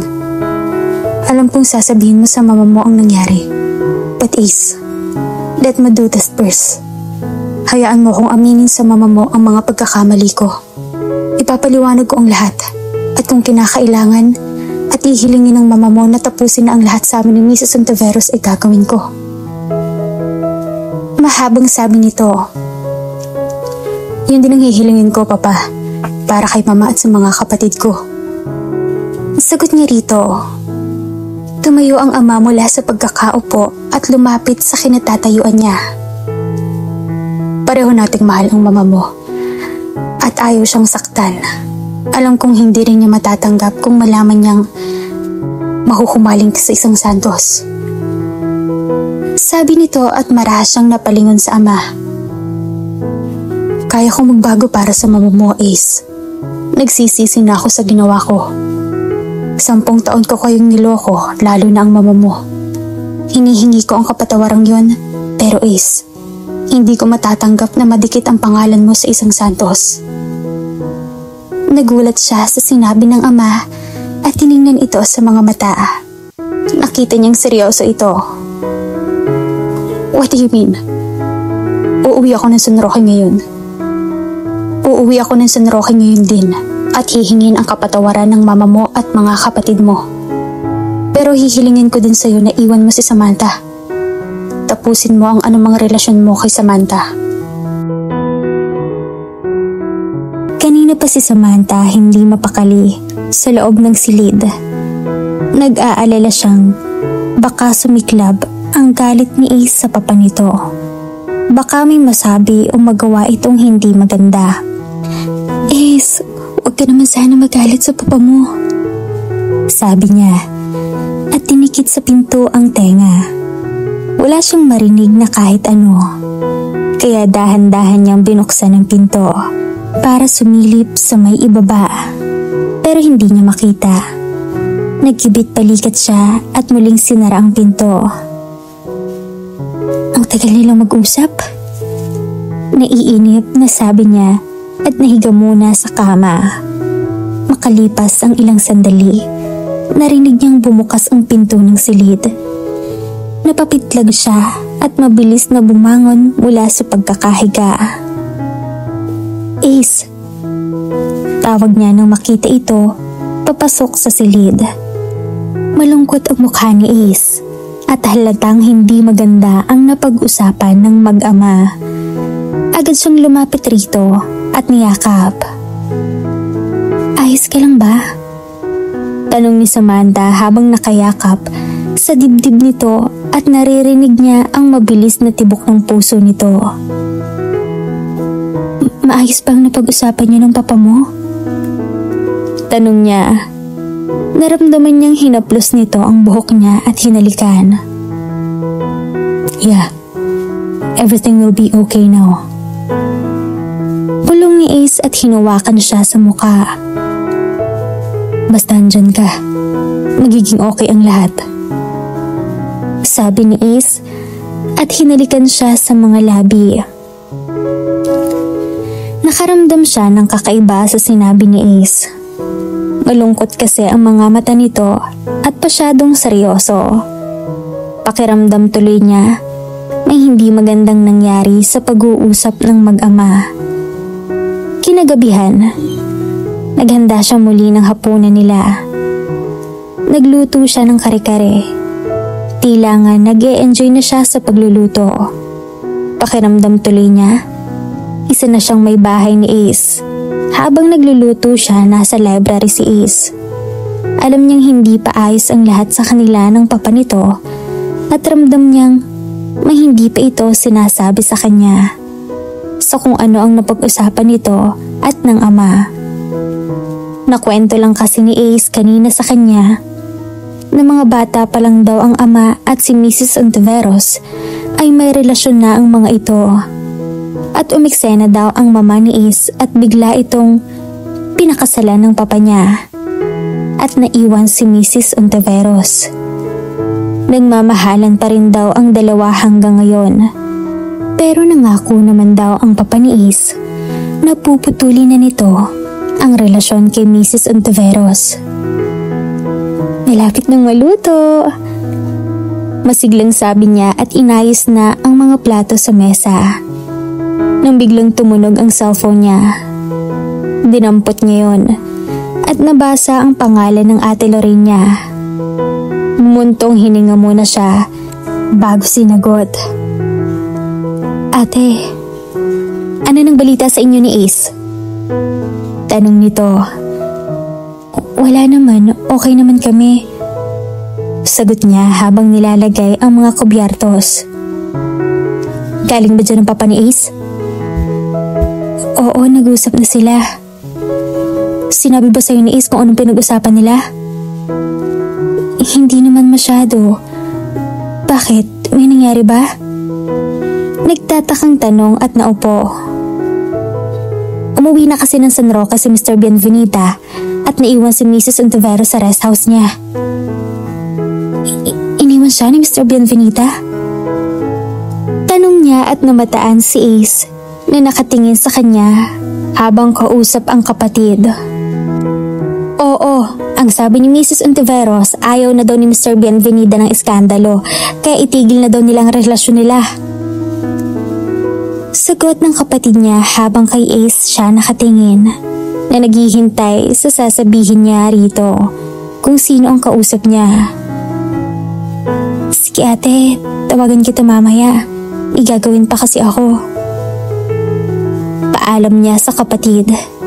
Seryoso kasing nakatingin sa kanya si Ace at hindi niya mabasa ang ekspresyon nito. Sinong kausap mo? Tanong ni Ace nang mawala na sa kabilang linya ang kapatid. Si Ate Lorraine. Sagot niya at tinapos na ang inaayos sa mesa. Maupo ka na habang mainit pa ang ulam. Yaya niya rito. Anong sinabi ng kapatid mo? Tanong nito nung makaupo na. Ang sabi niya. Simula niya at naupo sa tapat nito at nilagyan ng kanin ang plato nito habang naghihintay ng sasabihin niya. Umuwi na daw ng San Roque ang papa mo. Sabi niya nang matapos malagyan ng kanin ang plato nito. I see. Tanging sagot nito at kinuha ang mangkok ng ulam at nagsalin sa plato. Naghintay pa siya ng sasabihin pa nito tungkol sa papa nito. Pero wala nang sumunod sa sinabi nito. Bumuntong hininga siya at kumuha na rin ng sariling pagkain. Sinusulyapan niya si Ace. Pero seryosong kumakain ito at tila ba wala sa mood na makipagkwentuhan. Hindi tuloy niya alam kung ano ang sasabihin para mawala ang tila tensyon na namamagitan sa kanila ni Ace. Masarap pa? Tanong niya habang panisubo si Ace. Tumango ito at muling kumuha ng kanin. Halata naman niyang nagustuhan nito ang niluto niya. Lihim na din siyang nasiyahan. Matapos silang kumain, nagligpit na siya at tulad kanina, nagtuloy na naman ito sa library. Ewan niya kung ano ang ginagawa nito, kung nag-iisip o nagtatrabaho. Nainip siya sa taas nakakahintay kay Ace. Nais niyang puntahan ito sa library pero nagdadalawang isip siya baka busy ito at may ginagawa pa. Hindi pa ako inaantok. Bulong niya at sinilip ang orasan. Maaga pa naman, mag-aalas 7 pa lang ng gabi. Bumuntong hininga siya at lumapit sa bintana. Tinanaw ang lawak ng bakuran ng bahay. Mayaman talaga ang mga Bienvenida. May rest house ang papa ni Ace. At ganun din si Ace, may sariling rest house. Namataan niya ang swimming pool sa ilalim ng mga puno. Napangiti siya. Bakit ba hindi ko agad napansin yun? Nakangiting sabi niya at tumalikod. Naghanap siya ng maaari niyang isuot para mag-swimming. Habang hinihintay niya si Ace, magsuswimming na muna siya. Hindi naman ganoon kalamig ang klima, kaya sigurado siyang kaya niyang lumangoy. Wala siyang bathing suit, kaya naman ternong undies na lang ang isinuot niya. Wala namang ibang makakakita sa kanya kung sakali kundi si Ace lang.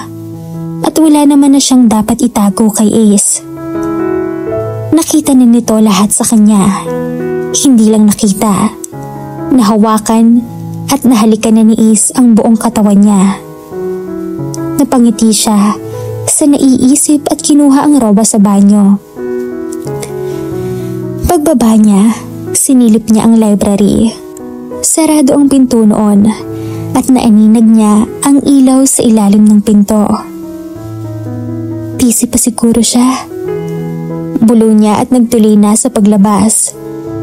Pagdating niya sa swimming pool, kaagad niyang hinubad ang roba. Tanging manipis na undies na lang ang suot niya. Alam niyang pag nabasa ang suot niya at tila wala na siyang saplot sa katawan. Nilingon niya ang pinto ng bahay at napangiti. Hinihintay niya si Ace roon at alam niyang pag nakita siya ni Ace, hindi siya matatanggihan nito at sa ganoong paraan, mababawasan ang isipin ni Ace kahit sandali lang. Tinabad muna niya ang mga paa bago tuluyang bumaba sa tubig at lumangoy-langoy.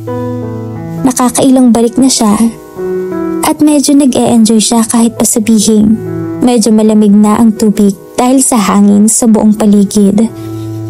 Paglitaw ng ulo niya sa tubig, nakita niya si Ace na nakatayo sa dulo ng swimming pool. Nakapamulsa ang mga kamay nito habang nakatingin sa kanya. Napalunok siya dahil sa kahit sa simpleng suot lang nito ay napakalakas ng dating nito. Ay! Nakangiting bati niya rito at pasimpleng linubog ang katawan. Alam kasi niyang see-through ang suot niyang undies at dahil basa na yon, siguradong tila na siya nakahubad. Enjoying yourself?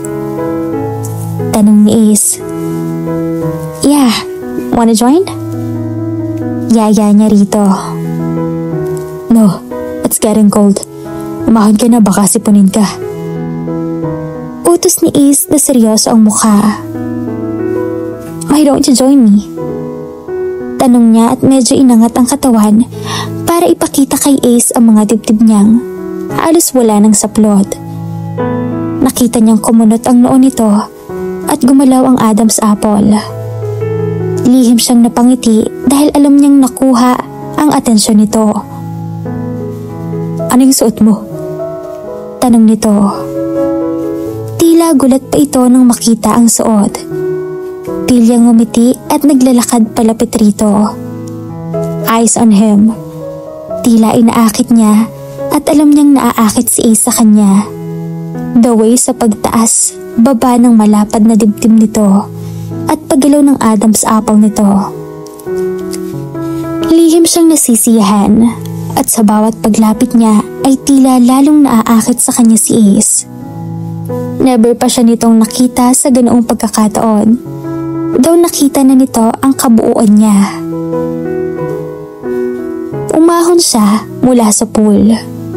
Tumutulo ang tubig sa katawan niya at alam niyang mula sa ilalim ng ilaw ay naaaninag ni Ace ang tinatakpan ng manipis niyang undies. Ace. Pangaakit niya at huminto mismo sa tapat nito. Nakita niya kung paano siya tingnan ni Ace. Mula ulo hanggang paa at napalunok ito. Damn Samantha, you are naked. I know, and this is for you, Ace. Pangaakit niya at hinawakan ito sa mukha. I will make love to you here and now, Samantha. Sabi nito at hinila siya sa batok at sinihil ng mapusok na halik. Gumanti naman siya ng mas mapusok at mapanghanap na paghalik. Naramdaman niyang umangat ang mga paa niya sa semento at nabasa na ng basang katawan niya si Ace. I can't wait any longer, Samantha. I will take you here underneath the moonlight, he whispered while touching her wet body. She moaned at lalong siniksik ang katawan kay Ace. Kahit saan, ibibigay niya ang sarili kay Ace. Hindi siya tatanggi kung angkinin man siya sa loob o sa labas ng bahay. Kahit saan, basta gusto nito, hindi siya tatanggi. She loves him. She loves him so much na sana'y hindi na matapos pa ang kaligayahang nararamdaman niya sa piling ni Ace. Sana manatili silang ganito palagi ni Ace. Naramdaman niyang nagpahulog sila ni Ace sa tubig habang magkalapat ang kanilang mga labi. Nag-alinlangan pa siya dahil parang napaka-uncomfortable naman kung doon siya aangkinin ni Ace. Pero nakaramdam siya ng excitement at alam niyang bagong experience yon sa kanila ni Ace, lalo na sa kanya. I will take you here. He breathed at tinulak siya nito sa gilid ng pool patalikod. Oh God, this is hot. This is new to her, but she loves it. Damn, Samantha. He breathed nang tuluyan na siyang naangkin nito. At tila naman siya sinisilaban sa ginagawa ni Ace sa kanya sa ilalim ng tubig, sa ilalim ng buwan. Hindi alintana ang lamig ng simoy ng hangin. Pinagmasdan niyang mabuti ang natutulog na si Samantha. Nakatagilid ito at nakaharap sa kanya ang maamong mukha nito. Naka-expose din ang isang dibdib nito.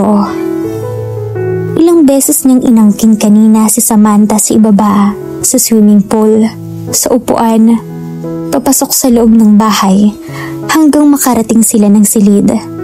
At hindi na siya nagtataka kung pagod na pagod ito at mahimbing ang tulog. Naupo siya sa kama habang nakatingin kay Samantha. Marami siyang iniisip na problemang kakaharapin pagbalik nila ng San Roque. Una, ang mama niya. Alam niyang simula pa lang ayaw na ng mama niya kay Samantha. Dahil sa kadahilan ng isa itong Santos, pamilya ng kalatkarin, ang mga kabit. Pero anong magagawa niya kung may damdamin na siya kay Samantha? Anong magagawa niya kung hindi na niya kayang pigilan ang nararamdaman kay Samantha?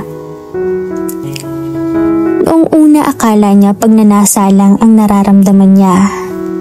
Aaminin niyang bata pa lamang si Samantha ay naaakit na siya rito. Maganda ito at inosente. Yon ang una niyang nagustuhan kay Samantha. Pero sa paglipas ng mga taon, naging mas kaakit-akit na ito. Nakuha nito ang asset ng pamilya nito, ang pagkakaroon ng magandang katawan na kahit sino ay maaakit sa taglay na sex appeal ng mga ito. Kaya hindi niya masisisi ang kalalakihan sa San Roque kung mahulmaling ang mga ito sa mga Santos. Dahil siya mismo ay naaakit at hindi na niya alam kung paano kakawala o kung gusto pa ba niya kumawala. Pakiramdam kasi niya, ayaw na niyang mawala si Samantha sa kanya. Ang gusto kasi niya, manatili silang ganito ni Samantha, masaya at magkasama. Pero paano nila gagawin yon kung buong San Roque ay hadlang sa relasyon nila? Paano niya maipaglalaban si Samantha sa pamilya niya? Paano matatanggap ng pamilya niya si Samantha na isang Santos na tila salot sa bayan ng San Roque? Bumuntong hininga siya at hinaplos ang maamong mukha ni Samantha habang tulog na tulog. Kanina, tumawag ang papa niya at sinabi nitong umuwi na ito ng San Roque at kakausapin ng mama niya. Sinabi nitong puputulin ang ugnayan nito kay Mrs. Ontiveros at hihingi ng tawad sa mama niya pati na rin sa dalawa niyang kapatid. Sinabi rin nitong umaasa itong hindi na aabot sa mama niya ang tungkol sa relasyon nila ni Samantha. Sinabi din nitong kung talagang mahal niya ang mama niya ay hihiwalayan na niya si Samantha bago pa malaman ng ina ang tungkol sa kanila ni Samantha. Pero paano niya gagawin ang bagay na yon?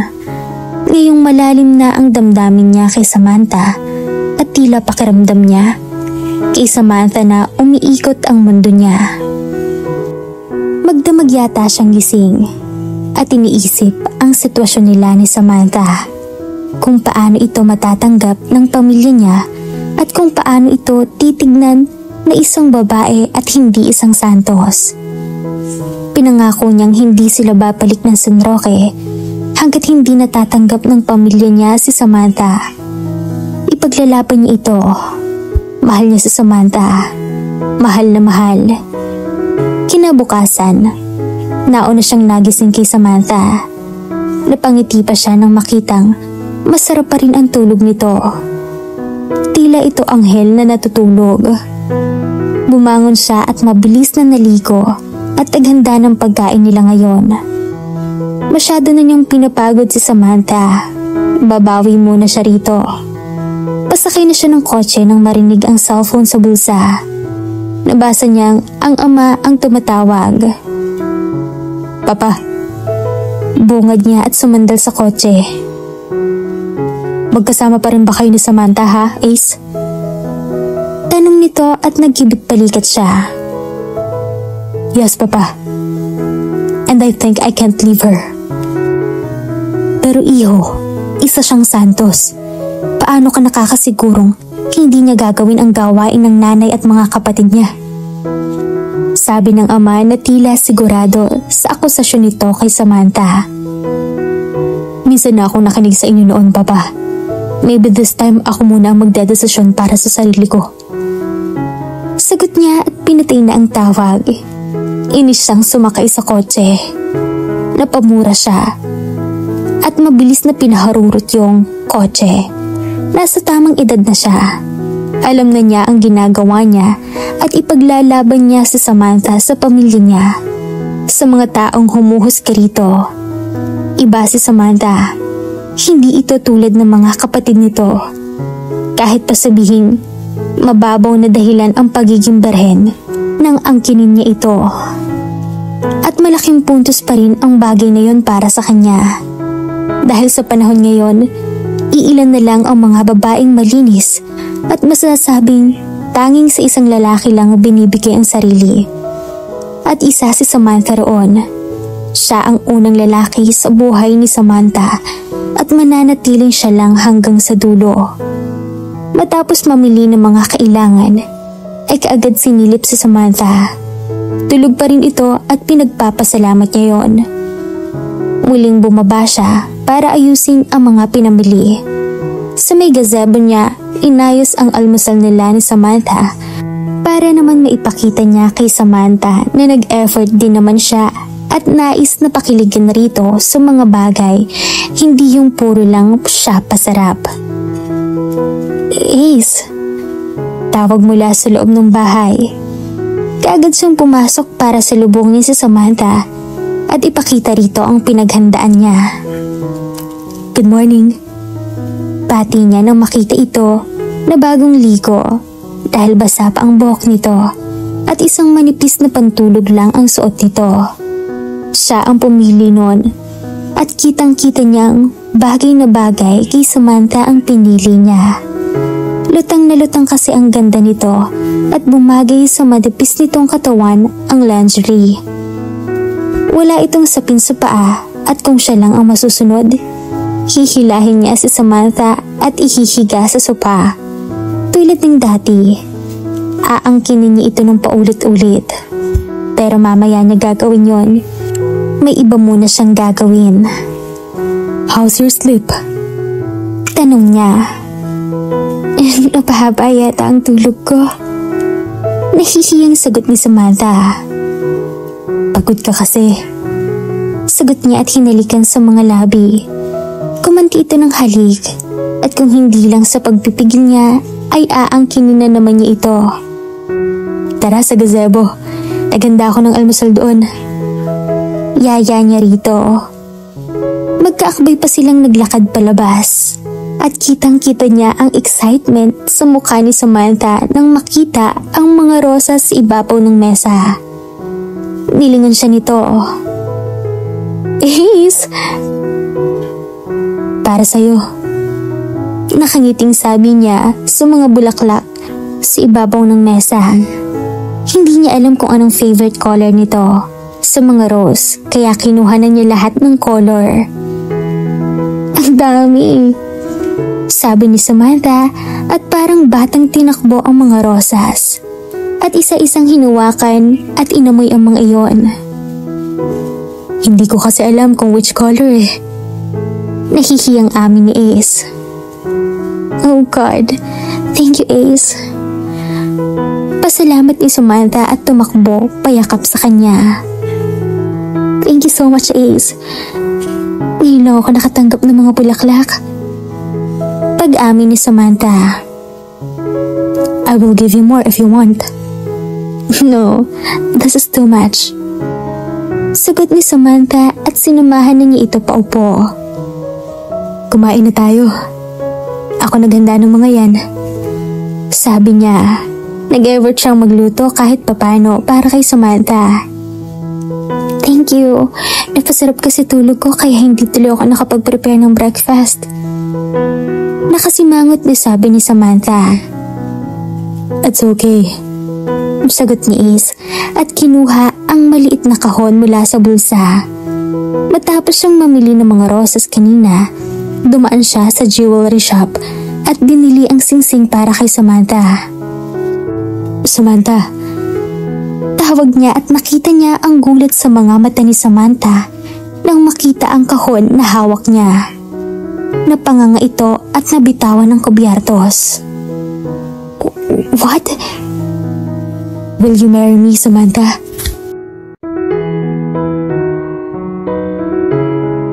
At dito na po nagtatapos ang ating kwento. Sabay-sabay po nating abangan ang susunod na kabanata. Maraming salamat po. Stay safe and God bless.